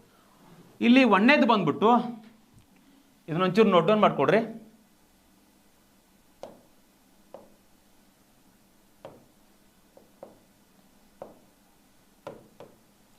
ಒಂದನೇದು ಬಂದ್ಬಿಟ್ಟು ಏನೆಲ್ಲ ಅಂಶಗಳನ್ನು ಮಾಡ್ಬೋದ್ರಿ ನಾವು, ಅರ್ಧದಷ್ಟು ರಾಜ್ಯಗಳ ಒಪ್ಪಿಗೆ ಜೊತೆಗೆ ಇಲ್ಲಿ 2/3 ಮೆಜಾರಿಟಿ ಮೂಲಕ ಏನೆಲ್ಲ ನಾವು ಏನು ಮಾಡ್ಬೋದು, ತಿದ್ದುಪಡಿಗಳ ಮುಖಾಂತರ ಸಂವಿಧಾನದಲ್ಲಿ ಅಂಶಗಳನ್ನು ಸೇರಿಸ್ಬೋದು. ಒಂದನೇದು ರಾಷ್ಟ್ರಪತಿಗಳ ಒಂದು ಚುನಾವಣೆಗಳ ವಿಧಾನ.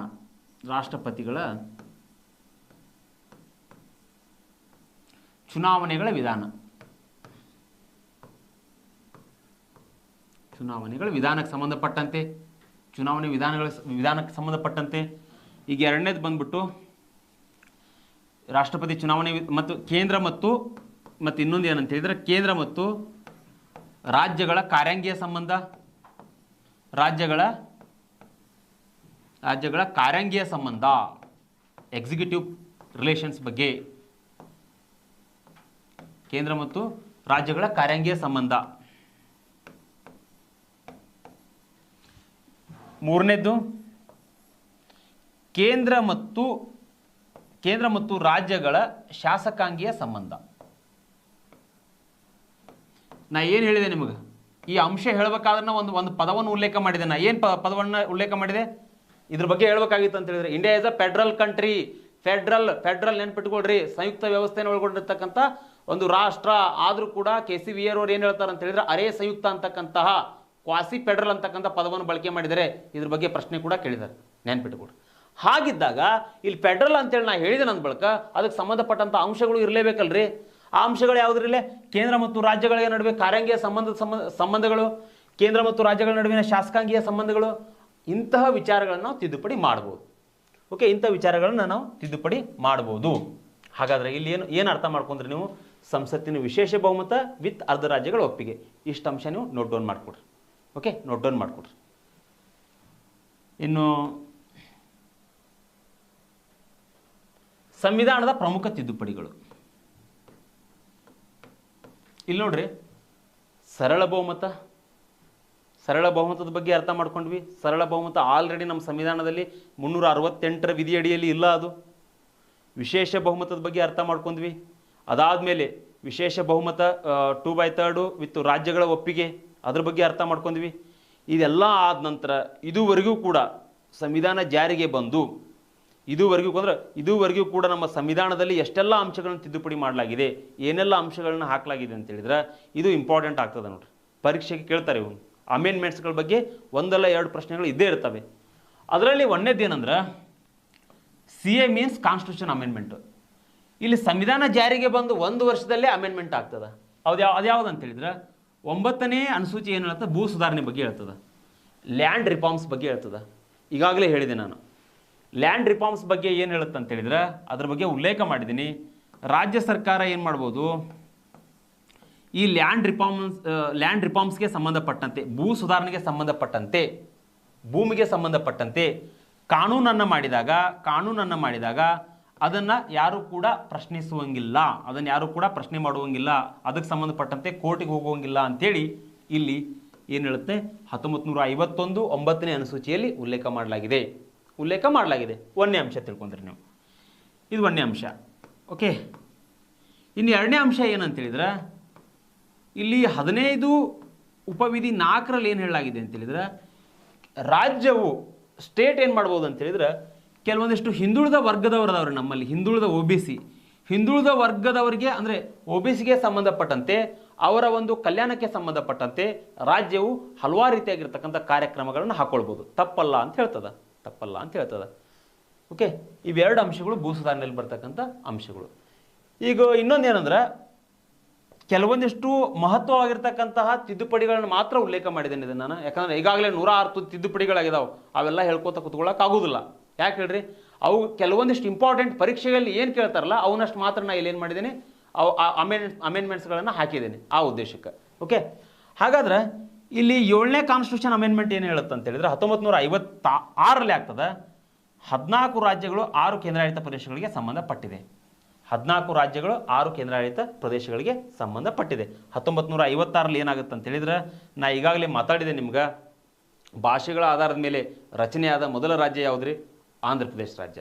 ಓಕೆ, ಪಟ್ಟಿ ಶ್ರೀರಾಮನ ಅಂತಕ್ಕಂಥ ಒಬ್ಬ ವ್ಯಕ್ತಿ ಅಮರಾಂತಕ ಉಪವಾಸವನ್ನು ಮಾಡಿದ್ದರ ಪರಿಣಾಮವಾಗಿ ಅತಿ ಹೆಚ್ಚು ಉಪವಾಸ ಮಾಡ್ತಾನೆ. ಆ ಉಪವಾಸದ ಪರಿಣಾಮವಾಗಿ ಏನಾಗುತ್ತೆ ಅಂತ ಹೇಳಿದ್ರೆ ಅಲ್ಲಿ ಅವನು ಸತ್ತೋಗ್ಬಿಡ್ತಾನೆ. ಸತ್ತೋದ ಕಾರಣದಿಂದಾಗಿ ಆ ಸರ್ಕಾರ ಮಣದು ಅದಕ್ಕೋಸ್ಕರ ಏನು ಮಾಡುತ್ತಾ ಆಂಧ್ರ ಪ್ರದೇಶ ರಾಜ್ಯವನ್ನು ಇಲ್ಲಿ ಭಾಷಾ ಆಧಾರದ ಮೇಲೆ ರಚನೆ ಮಾಡ್ತಾನೆ. ಆಮೇಲೆ ಮತ್ತೆ ಕೂಗು ಸ್ಟಾರ್ಟ್ ಆದಾಗ ಪಜಲಲ್ಲಿ ಕಮಿಟಿ ಬರ್ತದೆ.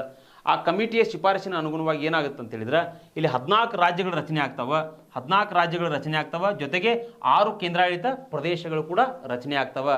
ಯಾವ ಅಮೆಂಡ್ಮೆಂಟ್ ಮುಖಾಂತರ ಇಲ್ಲಿ ಅರ್ಥ ಮಾಡ್ಕೊಡ್ರಿ, 1956ರ ಕಾನ್ಸ್ಟಿಟ್ಯೂಷನ್ ಅಮೆಂಡ್ಮೆಂಟ್ ಮುಖಾಂತರ. 1956ರ ಕಾನ್ಸ್ಟಿಟ್ಯೂಷನ್ ಅಮೆಂಡ್ಮೆಂಟ್ ಮುಖಾಂತರ. ಈಗ ಓಕೆ, ಇನ್ನು 3ನೇದು ಏನು ಹೇಳುತ್ತೆ ಅಂತ ಹೇಳಿದ್ರೆ 3ನೇ ಕಾನ್ಸ್ಟಿಟ್ಯೂಷನ್ ಅಮೆಂಡ್ಮೆಂಟು ಬೇರುಬಾರಿ ಅಂತಕ್ಕಂಥ ಪ್ರದೇಶ.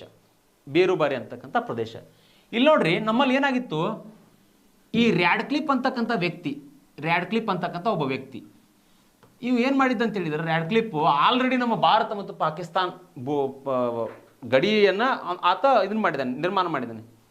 ಹೀಗಿದ್ದಾಗ ಈ ರ್ಯಾಡ್ಕ್ಲಿಫ್ ಏನು ಮಾಡ್ತಾನೆ, ರೇಖೆಯನ್ನು ಎಳಿತಾನೆ ರೀ. ಇಂಡಿಯಾ ಮತ್ತು ಪಾಕಿಸ್ತಾನ ನಡುವೆ ರೇಖೆಯನ್ನು ಎಳಿತಾನೆ. ಆದರೆ ಇವಂಗ ಆಗಿನ ಟೈಮ್ದಲ್ಲಿ ಅಷ್ಟೊಂದು ಟೆಕ್ನಾಲಜಿ ಮುಂದುವರಲಿಲ್ಲ. ಈ ಉದ್ದೇಶಕ್ಕೋಸ್ಕರ ಇಲ್ಲಿ ಬೇರುಬಾರಿ ಅಂತಕ್ಕಂಥ ಏನು ಪ್ರದೇಶ ಏನದ ಅಲ್ರಿ, ಇದು ಪಶ್ಚಿಮ ಬಂಗಾಳದಲ್ಲಿ ಹೋಗಿರ್ತದೆ, ವೆಸ್ಟ್ ಬೆಂಗಾಲ್ದಲ್ಲಿ ಇರ್ತದೆ. ಹೀಗಾಗಿ ಅವತ್ತಿರ್ತಕ್ಕಂಥ ಜವಾಹರ್ಲಾಲ್ ನೆಹರು ಅವರ ಸರ್ಕಾರ ಏನು ಮಾಡುತ್ತೆ ಅಂತ ಹೇಳಿದ್ರೆ ಈ ಬೇರುಬಾರಿ ಪ್ರದೇಶವನ್ನು ನಾವೇನು ಮಾಡ್ಬೇಕಂತ ಹೇಳಿದ್ರೆ ಪಾಕಿಸ್ತಾನಕ್ಕೆ ಸೇರಿಸ್ಬೇಕಂತೇಳಿ ಪಾಕಿಸ್ತಾನಕ್ಕೆ ಈ ಬೇರುಬಾರಿ ಪ್ರದೇಶವನ್ನು ಬಿಟ್ಕೊಡ್ತಾರೆ. ಹಾಗಾದರೆ ಸಂವಿಧಾನದ ತಿದ್ದುಪಡಿಗೆ ಅನುಗುಣವಾಗೇ ಮಾಡ್ಬೇಕು. ಇದನ್ನು ಒಂದು ಪ್ರದೇಶವನ್ನು ಬೇರೆ ರಾಷ್ಟ್ರಕ್ಕೆ ಹಸ್ತಾಂತರ ಮಾಡಬೇಕಾಗಿತ್ತು ಅಂತ ಹೇಳಿದ್ರೆ ಅಮೆಂಡ್ಮೆಂಟ್ ಬೇಕಾಗ್ತದೆ. ಜವಾಹರ್ಲಾಲ್ ನೆಹರು ಅವರು ಆ ಕೆಲಸ ಮಾಡ್ತಾರೆ ಇಲ್ಲಿ, ಬೇರುಬಾರಿ ಪ್ರದೇಶ. ಇದು ಕೂಡ ಅರ್ಥ ಆಗಿದೆ ಅಂತೇಳಿ ಭಾವಿಸ್ಕೊತೇನೆ ನಾನು. ಇನ್ನು ನೆಕ್ಸ್ಟು 4ನೇದೇನಂದ್ರೆ 10ನೇ constitution amendment. 10th constitution amendment. ಇಲ್ಲೇನು ಹೇಳುತ್ರಿ, 1961ರಲ್ಲಿ ಆಗ್ತದ ದಾದ್ರಾ ನಗರ್ ಹವೇಲಿ ಅಂತಕ್ಕಂಥ ಪ್ರದೇಶ, ದಾದ್ರಾ ನಗರ್ ಹವೇಲಿ.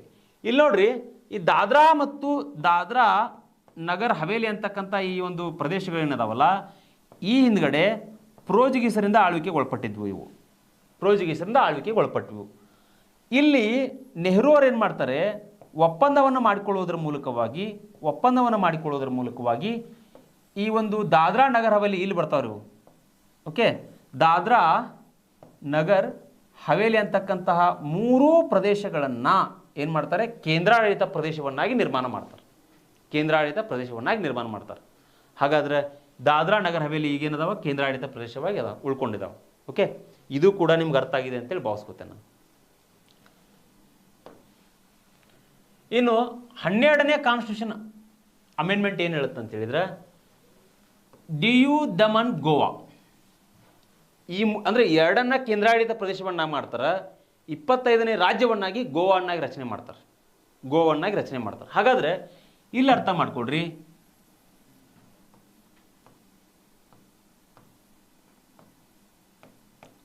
ದಿಯು ದಮನ್ ಇವೆರಡು ಏನಂತ ಹೇಳಿದ್ರೆ ಕೇಂದ್ರಾಡಳಿತ ಪ್ರದೇಶಗಳು, ಯೂನಿಯನ್ ಟೆರಿಟರಿ. ಓಕೆ, ಇಲ್ಲಿ ಗೋವಾ ಅಂತಕ್ಕಂಥದ್ದು ಏನ್ರಿ, ಇಲ್ಲಿ ಸ್ಟೇಟಾಗಿ ರಚನೆ ಆಗ್ತದೆ. ಗೋವಾ ಅಂತಕ್ಕಂಥದ್ದು ಸ್ಟೇಟಾಗಿ ರಚನೆ ಆಗ್ತದೆ. ಎಷ್ಟನೇ ರಾಜ್ಯವನ್ನಾಗಿ, 25ನೇ ರಾಜ್ಯವಾಗಿ ಗೋವಾ ರಚನೆ ಆಗ್ತದೆ. 25 ಸ್ಟೇಟ್, 25ನೇ ರಾಜ್ಯವನ್ನು ರಚನೆ ಆಗ್ತದೆ.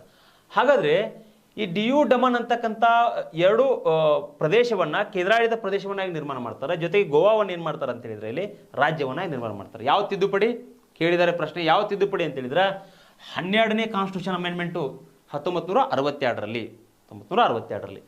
ಹಾಗಾದರೆ ಪುದುಚೇರಿ ಇಲ್ಲಿ ಬಂತು ನೋಡ್ರಿ. ಆ್ಯಕ್ಚುಲಿ ಪಾಂಡಿಚೇರಿ ಇದ್ದೇನಾಗಿದೆ, ಪುದುಚೇರಿ ಆಗಿದೆ.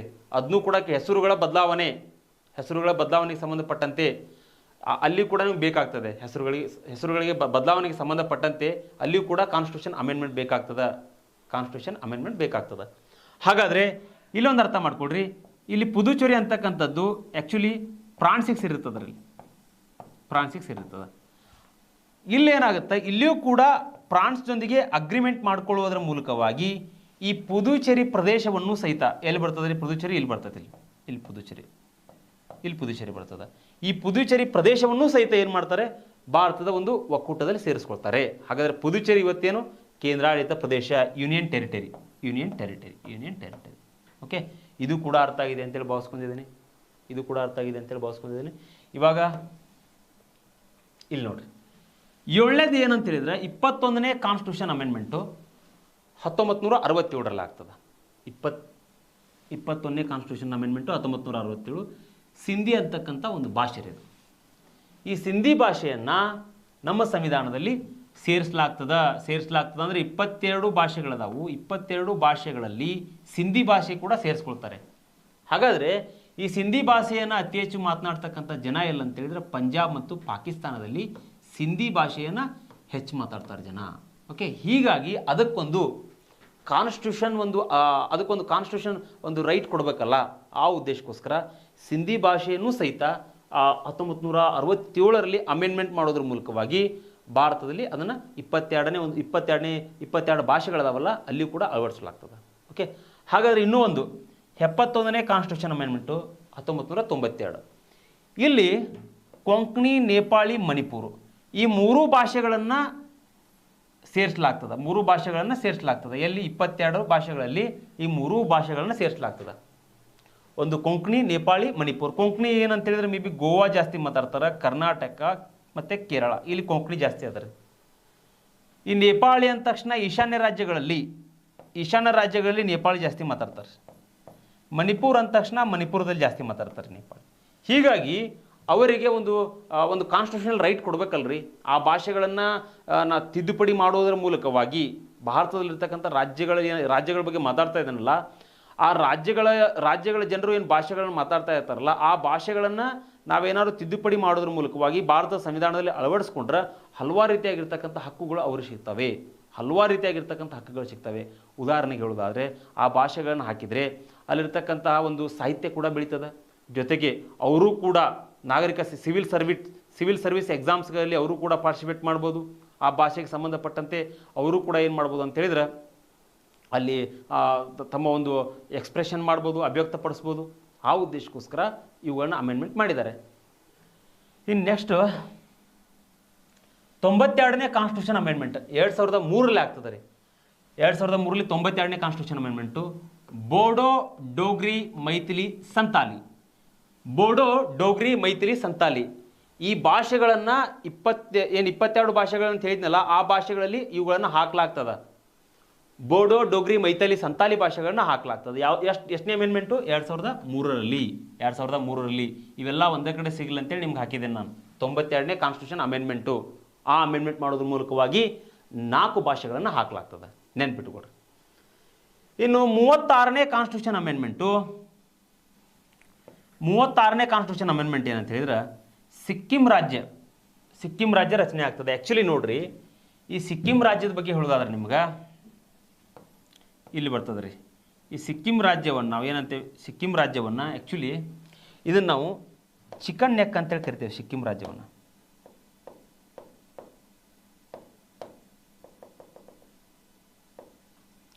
ರಾಜ್ಯವನ್ನು ಇಲ್ಲಿ ಚಿಕನ್ ನೆಕ್ ಅಂತೇಳಿ ಕರಿತೇವೆ. ಹೋಗ್ಲಿ, ಇಲ್ಲಿ ನೋಡ್ರಿ, ಇಲ್ಲಿ ಅರ್ಥ ಮಾಡ್ಕೊಡ್ರಿ. ಓಕೆ, ಇದು ಚಿಕನ್ ನೆಕ್ ರೀ. ಇದು ಇಲ್ಲಿ ಸಿಕ್ಕಿಂ ಅದ.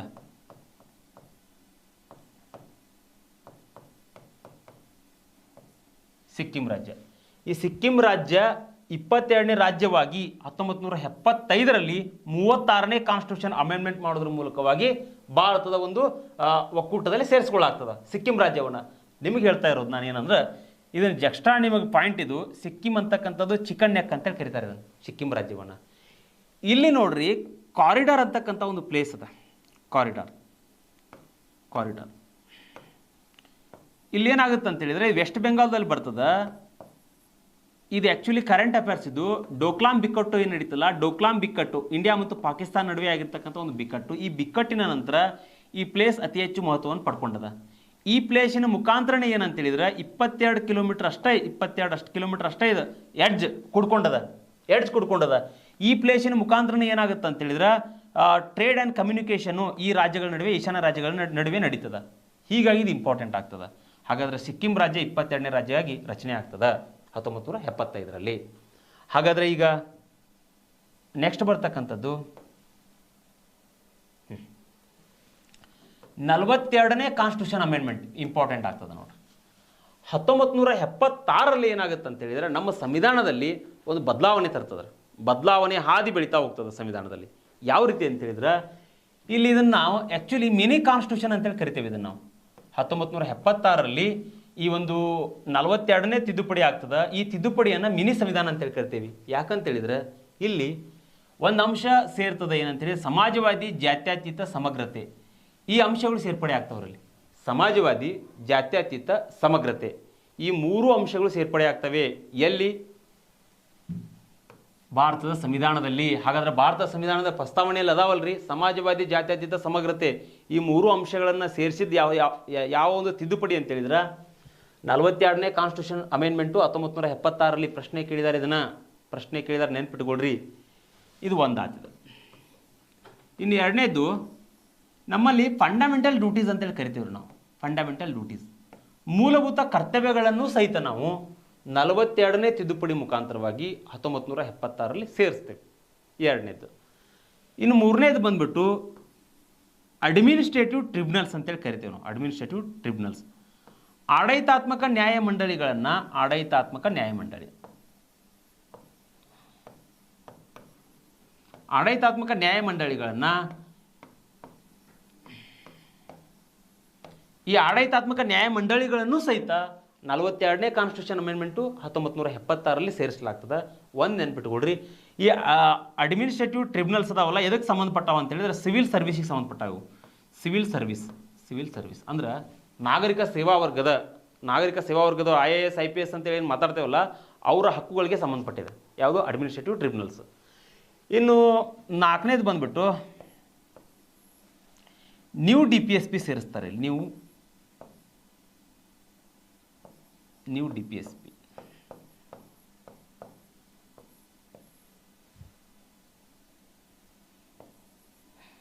39A ಬಂದ್ಬಿಟ್ಟು ಉಚಿತ ಕಾನೂನು. ಇಲ್ಲಿ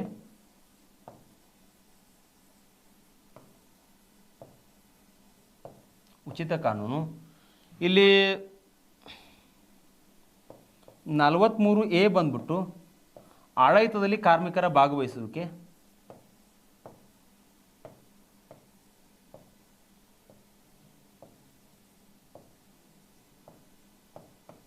ಕಾರ್ಮಿಕರ ಭಾಗವಹಿಸುವಿಕೆ.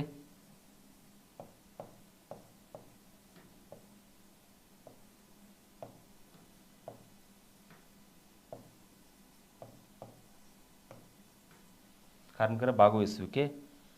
ಇಲ್ಲಿ 48A ಇಲ್ಲಿ ಬರಿತೇನೆ, ಇದನ್ನು ನೋಟ್ ಡೌನ್ ಮಾಡಿಕೊಡ್ರಿ.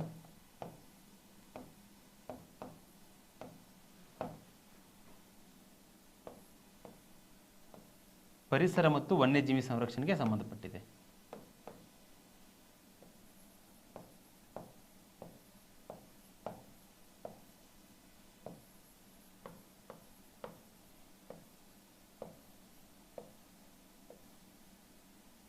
ಪರಿಸರ ಮತ್ತು ವನ್ಯಜೀವಿ ಸಂರಕ್ಷಣೆಗೆ ಸಂಬಂಧಪಟ್ಟಿದೆ. ಇದು ಇಂಪಾರ್ಟೆಂಟ್. 1976 42ನೇ ಕಾನ್ಸ್ಟಿಟ್ಯೂಷನ್ ಅಮೆಂಡ್ಮೆಂಟ್ನಲ್ಲಿ ಇಂಪಾರ್ಟೆಂಟ್ ಆಗ್ತದೆ. ಒಂದು ಫಂಡಮೆಂಟಲ್ ಡ್ಯೂಟೀಸು, ಆಡಳಿತಾತ್ಮಕ ನ್ಯಾಯಮಂಡಳಿ, ನೀವು DPSP, ಇವು ಇಂಪಾರ್ಟೆಂಟ್ ಆಗ್ತಾವೆ. ಎಲ್ಲನೂ ಓದಕ್ಕೆ ಹೋಗ್ಬೇಡ್ರಿ, ಕೆಲವೊಂದಿಷ್ಟು ಇಂಪಾರ್ಟೆಂಟ್ ಇರ್ತಕ್ಕಂಥದ್ದನ್ನು ಅಷ್ಟೇ ಓದ್ರಿ. ಹಾಗಾದರೆ ಇದನ್ನು ಒಂಚೂರು ನೋಟ್ ಡೌನ್ ಮಾಡಿಕೊಡ್ರಿ, ನಾ ಎರೈಸ್ ಮಾಡ್ತೇನೆ ಇದನ್ನು.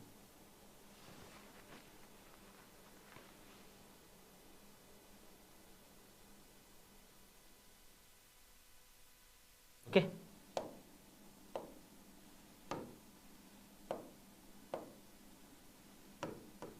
ಇನ್ನೂ ಒಂದೇನಂದ್ರೆ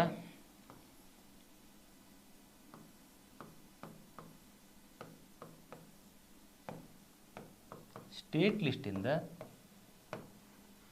ಕನ್ಕರೆಂಟ್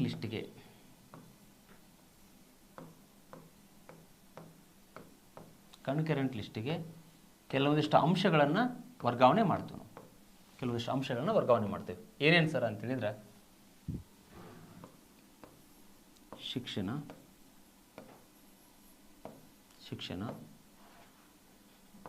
ಅರಣ್ಯ, ವನ್ಯಜೀವಿ ಸಂರಕ್ಷಣೆ,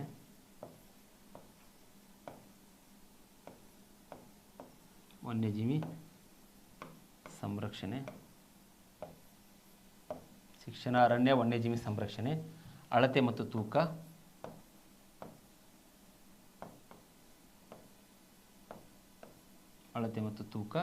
ಆಡಳಿತಾತ್ಮಕ ನ್ಯಾಯ.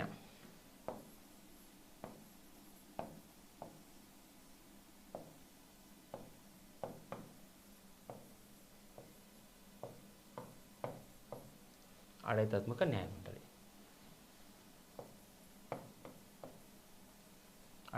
ನ್ಯಾಯಮಂಡಳಿ. ಇಲ್ಲಿ ನೋಡ್ರಿ, ಇಲ್ಲಿ ಅಂದ್ರೆ ರಾಜ್ಯ ಪಟ್ಟಿಯಲ್ಲಿ ಇದ್ವು ಈ ವಿಷಯಗಳು. 42ನೇ ತಿದ್ದುಪಡಿ 1976ರಲ್ಲಿ ರಾಜ್ಯ ಪಟ್ಟಿಯಲ್ಲಿರ್ತಕ್ಕಂಥ ವಿಷಯಗಳನ್ನ ಏನು ಮಾಡಿದ್ವಿ ನಾವು, ಸಮರ್ಥ ಪಟ್ಟಿಗೆ ವರ್ಗಾವಣೆ ಮಾಡಿದ್ವಿ. ರಾಜ್ಯ ಪಟ್ಟಿಯಲ್ಲಿರ್ತಕ್ಕಂಥ ವಿಷಯಗಳಂತ ಹೇಳಿದ್ರೆ ಈ ಹಿಂದ್ಗಡೆ ಕೇವಲ ಶಿಕ್ಷಣ ಆಗಿರ್ಬೋದು, ಅರಣ್ಯ ಆಗಿರ್ಬೋದು, ವನ್ಯಜೀವಿ ಸಂರಕ್ಷಣೆ, ಈ 5 ಅಂಶಗಳ ಬಗ್ಗೆ ಏನು ಹೇಳಿದ್ನಲ್ಲ, ಈ 5 ಅಂಶಗಳಿಗೆ ಸಂಬಂಧಪಟ್ಟಂತೆ ರಾಜ್ಯ ಸರ್ಕಾರ ಅಷ್ಟೇ ಕಾಯ್ದೆ ಕಾನೂನುಗಳನ್ನ ರೂಪಿಸ್ತಾ ಇತ್ತು. ಬಟ್ ಇವಾಗ ಏನಾಗಿದೆ, 1976ರಲ್ಲಿ 42ನೇ ತಿದ್ದುಪಡಿ ಮಾಡೋದ್ರ ಮೂಲಕವಾಗಿ ಈ ವಿಷಯಗಳಿಗೆ ಸಂಬಂಧಪಟ್ಟಂತೆ ಕೇಂದ್ರನೂ ಕಾಯ್ದೆಗಳನ್ನು ಮಾಡ್ಬೋದು, ರಾಜ್ಯನೂ ಕಾಯ್ದೆಗಳನ್ನು ಮಾಡ್ಬೋದು. ಸರ್ ಯಾಕೆ ಮಾಡ್ಬೋದ್ರಿ ಅಂತ ಕೇಳಿದ್ರೆ, ಈ ಎಲ್ಲ ಅಂಶಗಳನ್ನು ಎಲ್ಲಿ ಸೇರಿಸಿದ್ವಿ ನಾವು, ಕನ್ಕರೆಂಟ್ ಲಿಸ್ಟು, ಸಮವರ್ತಿ ಪಟ್ಟಿ ಅಂತ ಹೇಳಿದ್ರೆ ಏನ್ರಿ, ಇಲ್ಲಿ ಈ ಅಂಶಗಳ ಮೇಲೆ ಕೇಂದ್ರಕ್ಕೂ ಅಧಿಕಾರ ಅದ, ರಾಜ್ಯಕ್ಕೂ ಅಧಿಕಾರ ಅದ. ಓಕೆ, ಇಷ್ಟು ಅಂಶ ಕ್ಲಿಯರ್ ಆಯ್ತು ಅಂತೇಳಿ ಭಾವಿಸ್ತೇನೆ ನಾನು. ಇವಾಗ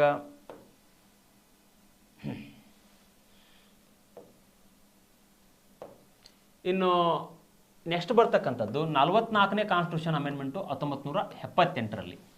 ಇದು ನೋಡ್ರಿ, ಇದು ಇಂಪಾರ್ಟೆಂಟ್ ಆಗ್ತದೆ. ಯಾಕಂತೇಳಿದ್ರೆ ನಾನು ಪ್ರಾರಂಭದಿಂದಲೂ ಕೂಡ ಇದ್ರ ಬಗ್ಗೆ ಮಾತಾಡ್ತಾ ಬರ್ತಾ ಇದ್ದೀನಿ.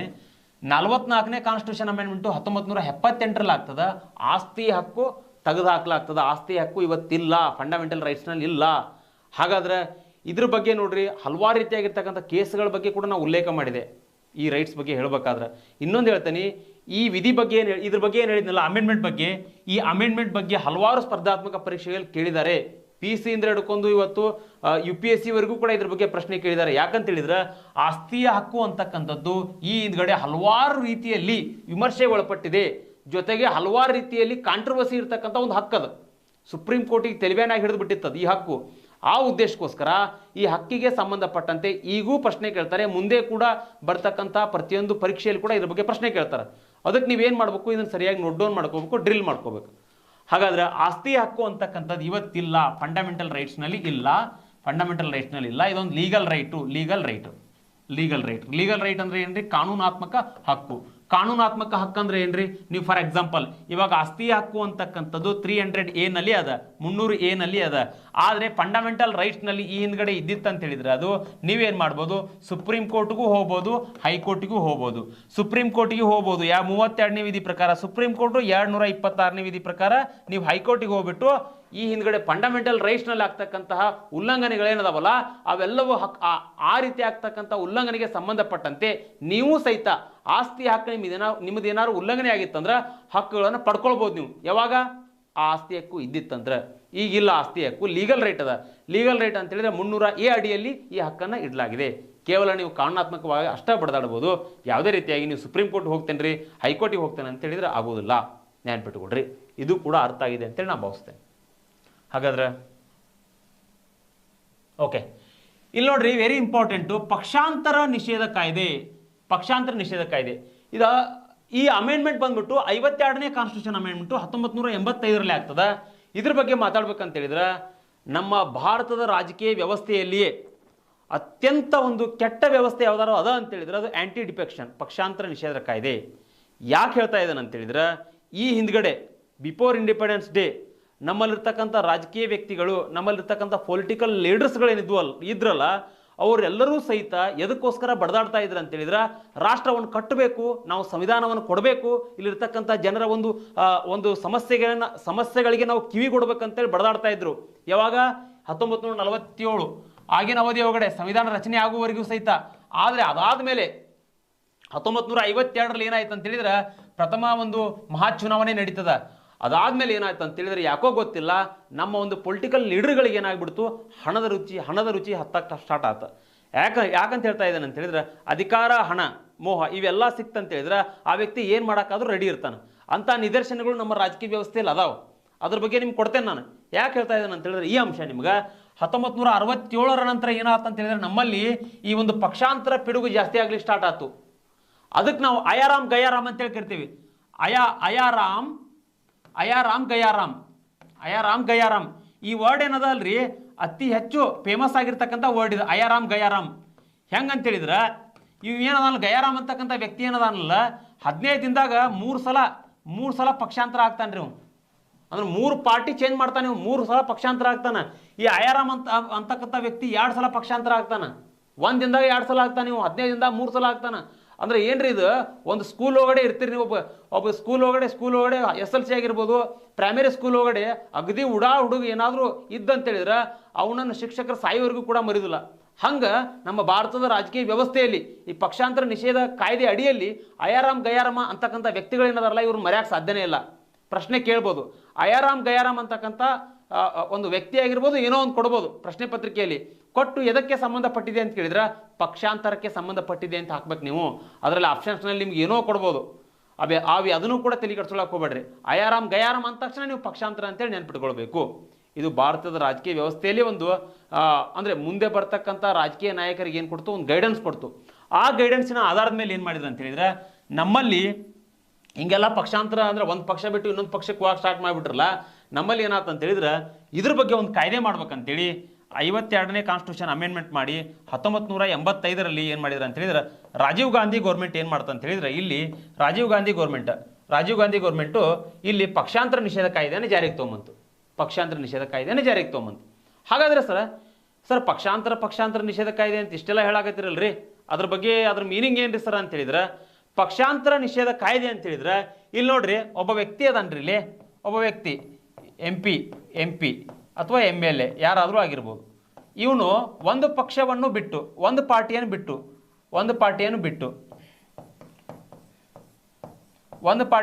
ಬೇರೆ ಪಾರ್ಟಿಗೆ ಹೋದ್ರೆ, ತನ್ನ ಒಂದು ಪಾರ್ಟಿಯ ಒಂದು ಶಾಸನೀಯ ಸ್ಥಾನಕ್ಕೆ ರಾಜೀನಾಮೆಯನ್ನು ಕೊಡದೆ ಬೇರೆ ಪಾರ್ಟಿಗೆ ಹೋದ್ರೆ ಅದು ಏನಾಗುತ್ತೆ, ಪಕ್ಷಾಂತರ ಆಗ್ತದ. ಅದು ಆಂಟಿ ಡಿಫೆಕ್ಷನ್ ಲಾ.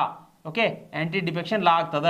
ಹಾಗಾದ್ರೆ ಸರ್ ಆಂಟಿ ಡಿಫೆಕ್ಷನ್ ಲಾ ಯಾಕೆ ಆಗ್ತದ ರೀ ಸರ್, ಪಕ್ಷಾಂತರ ನಿಷೇಧ ಕಾಯ್ದೆ ಯಾಕೆ ಆಗ್ತದ ಅಂತ ಹೇಳಿದ್ರೆ, ಇದಕ್ಕೆ ಸಂಬಂಧಪಟ್ಟಂಗೆ ನಿಮ್ಗೆ ಇಲ್ಲಿ ಯು ಪಿ ಎಸ್ ಸಿಯಲ್ಲಿ GS2ನಲ್ಲಿ ಇದು ಸಿಲೆಬಸ್ ಅದ. KPSCಗೆ ಸಂಬಂಧಪಟ್ಟಂತೆ ಅಲ್ಲಿಯೂ ಕೂಡ ಸಿಲೆಬಸ್ನಲ್ಲಿ ಅದ. ಅದಕ್ಕೆ ಇದನ್ನ ಒಂಚೂರು ನೋಟ್ ಡೌನ್ ಮಾಡ್ಕೊಡ್ರಿ, ಅರ್ಥ ಮಾಡ್ಕೊಡ್ರಿ. ಒಂದು ಪಕ್ಷವನ್ನು ಬಿಟ್ಟು ಇನ್ನೊಂದು ಪಕ್ಷಕ್ಕೆ ಹೋದ್ರೆ ಪಕ್ಷಾಂತರ ಆಗ್ತದೆ ರೀ. ಸರ್ ಯಾಕೆ ಮಾಡ್ತಾರೆ ಸರ್ ಪಕ್ಷಾಂತರ ಅಂತ ಹೇಳಿದ್ರೆ ಅದಕ್ಕೆ ಹಲವಾರು ರೀತಿಯಾಗಿರ್ತಕ್ಕಂಥ ಕಾರಣಗಳದಾವ್ರಿ. ಫಾರ್ ಎಕ್ಸಾಂಪಲ್ ಪಕ್ಷಾಂತರ ಯಾಕೆ ಮಾಡ್ತಾರೆ ಅಂತ ಹೇಳಿದ್ರೆ ಒಂದು ತಿಳ್ಕೊಡ್ರಿ, ಒಂದು ಪಕ್ಷಾಂತರ ಯಾಕೆ ಮಾಡ್ತಾರೆ ಅಂತ ಹೇಳಿದ್ರೆ ಇಲ್ಲಿ ಆ ಪಕ್ಷಾಂತರ ಮಾಡ್ಲಿಕ್ಕೆ ಕಾರಣ ಏನಂತ ಹೇಳಿದ್ರೆ ಒಂದು ಅಧಿಕಾರ ಬೇಕಂತೇಳಿ ಪಕ್ಷಾಂತರ ಮಾಡ್ತಾರೆ. ಇನ್ನೂ ಒಂದು ಅವ್ರ ಸೈದ್ಧಾಂತಿಕ ವಿಚಾರಗಳು ಬೇರೆ ಬೇರೆ ರೀತಿಯಾಗಿದ್ವು ಅಂತ ಹೇಳಿದ್ರೆ ಉದಾಹರಣೆ ಕೊಟ್ಟು ಹೇಳ್ತೇನೆ ನೋಡ್ರಿ. ಇಲ್ಲಿ ನೋಡ್ರಿ ಪಕ್ಷಾಂತರ ಯಾಕೆ ಮಾಡ್ತಾರೆ ಅಂತ ಹೇಳಿದ್ರೆ ಇಲ್ಲಿ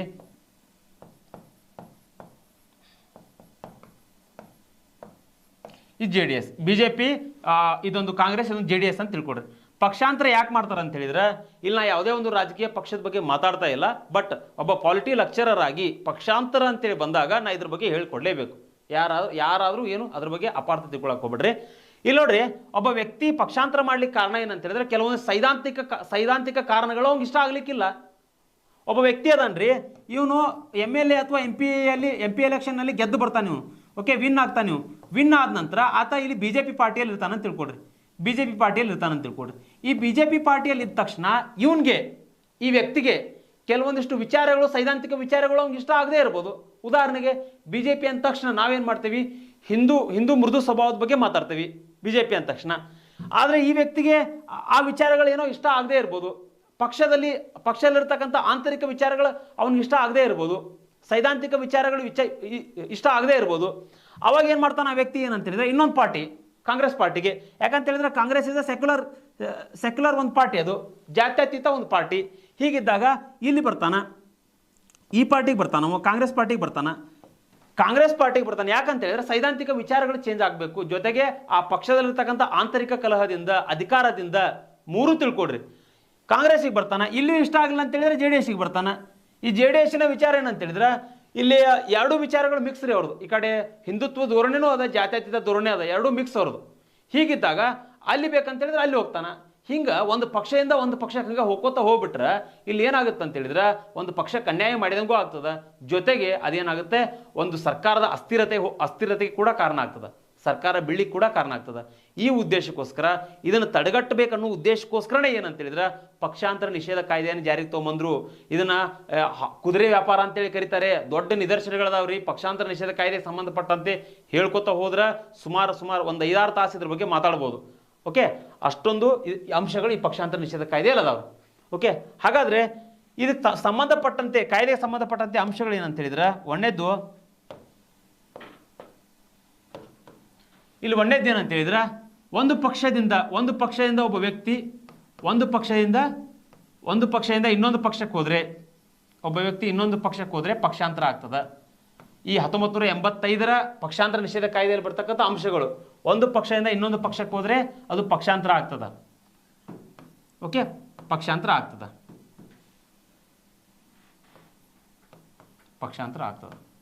ಹಾಗಾದ್ರೆ ಇದು ಒಂದು ಅಂಶ ಅರ್ಥ ಮಾಡ್ಕೊಡ್ರಿ. ಇನ್ನೂ ಕೂಡ ಇದರಲ್ಲಿ ಹೇಳುವಂಥದ್ದು ಇನ್ನೂ ಕೂಡ ಇದರಲ್ಲಿ ತಿಳಿಸ್ತಕ್ಕಂಥ ಮಾಹಿತಿ ಅದ. ಹಾಗಾದರೆ ಇಷ್ಟೆಲ್ಲ ಅಂಶಗಳನ್ನ ತಿಳ್ಕೊಂಡ ನಂತರ ಎಷ್ಟೋ ಸ್ಟೂಡೆಂಟ್ಸ್ ನನಗೆ ಕಾಲ್ ಮತ್ತು ಮೆಸೇಜ್ ಮಾಡಿದರು, ಸರ್ ಏನ್ರಿ ನಿಮ್ಮದು ಟೆಲಿಗ್ರಾಮ್ ಚಾನಲ್ ಇನ್ನೊಂದ್ಸಲ ಹೇಳ್ರಿ ಸರ್ ಅಂತ ಹೇಳಿದರು. ಕ್ಯಾಪಿಟಲ್ ಲೆಟರ್ಸ್ನಲ್ಲಿ ಬರೀರಿ SPARDA ಸ್ಪರ್ಧಾ ಸ್ಪೇಸ್ಗಿಸ್ ಏನು ಕೊಡಬೇಡ್ರಿ, ಮುಂದ್ಗಡೆ ಕಂಟಿನ್ಯೂ ಮಾಡಿರಿ YOUTH ಸ್ಪರ್ಧಾ ಯೂತ್ ಅಂತೇಳಿ ಟೆಲಿಗ್ರಾಮ್ ಚಾನಲ್ ಅದ. ಈ ಟೆಲಿಗ್ರಾಮ್ ಚಾನಲನ್ನು ಸಬ್ಸ್ಕ್ರೈಬ್ ಆಗ್ರಿ. ಓಕೆ, ಸಬ್ಸ್ಕ್ರೈಬ್ ಯಾಕೆ ಆಗ್ಬೇಕಂತ ಹೇಳಿದ್ರೆ ಅದರಲ್ಲಿ ನಾವೇನು ಮಾಡ್ತೇವೆ ಅಂತ ಹೇಳಿದ್ರೆ ಈಗ ಬರ್ತಕ್ಕಂಥ ಎಲ್ಲ ಯೂಟ್ಯೂಬ್ನಲ್ಲಿ ವಿಡಿಯೋಗಳನ್ನು ಮಾಡ್ತೀವಿ. ವಿಡಿಯೋಗಳನ್ನು ಮಾಡಿ ಸಂಬಂಧಪಟ್ಟಂಥ ರಿಕ್ರೂಟ್ಮೆಂಟಿಗೆ ಏನೆಲ್ಲ ಸಿಲೆಬಸ್ಗಳದಾವಲ್ಲ ಆ ಸಿಲೆಬಸ್ಸಿಗೆ ಸಂಬಂಧಪಟ್ಟಂತೆ ಫ್ರೀ ಒಳಗಡೆ ವಿಡಿಯೋ ಮಾಡಿ ಹಾಕ್ತೇವೆ ನಾವು. ಯಾವುದೇ ಕಾರಣಕ್ಕೂ ಫೀಸ್ ಇರುವುದಿಲ್ಲ, ಏನು ಇರುವುದಿಲ್ಲ. ಇದನ್ನು ಪ್ರತಿಯೊಬ್ಬ ಸ್ಪರ್ಧಾರ್ಥಿಗಳು ಉಪಯೋಗ ತಗೋರಿ. ಹೀಗಾಗಿ ಈ ಟೆಲಿಗ್ರಾಮ್ ಚಾನಲ್ಗೆ ನೀವೆಲ್ಲರೂ ಕೂಡ ಸಬ್ಸ್ಕ್ರೈಬರ್ ಆಗ್ರಿ. ಜೊತೆಗೆ ಇದರಲ್ಲಿ ನಾ ಇವತ್ತೇನು ಹೇಳ್ತೇನಲ್ಲ ಆ ಕ್ಲಾಸಿನ ಒಂದು ನೋಟ್ಸನ್ನು ಕೂಡ ಹಾಕುವಂಥ ವ್ಯವಸ್ಥೆ ಮಾಡ್ತೇನೆ. ಹಾಗಾದರೆ ಇದುವರೆಗೂ ಕೂಡ ಈ ತರಗತಿಯನ್ನು ಕೇಳಿದ್ದಕ್ಕೆ ಎಲ್ಲ ಒಂದು ಕರ್ನಾಟಕ ಸ್ಪರ್ಧಾರ್ಥಿಗಳಿಗೂ ತುಂಬ ಹೃದಯದ ಧನ್ಯವಾದಗಳು.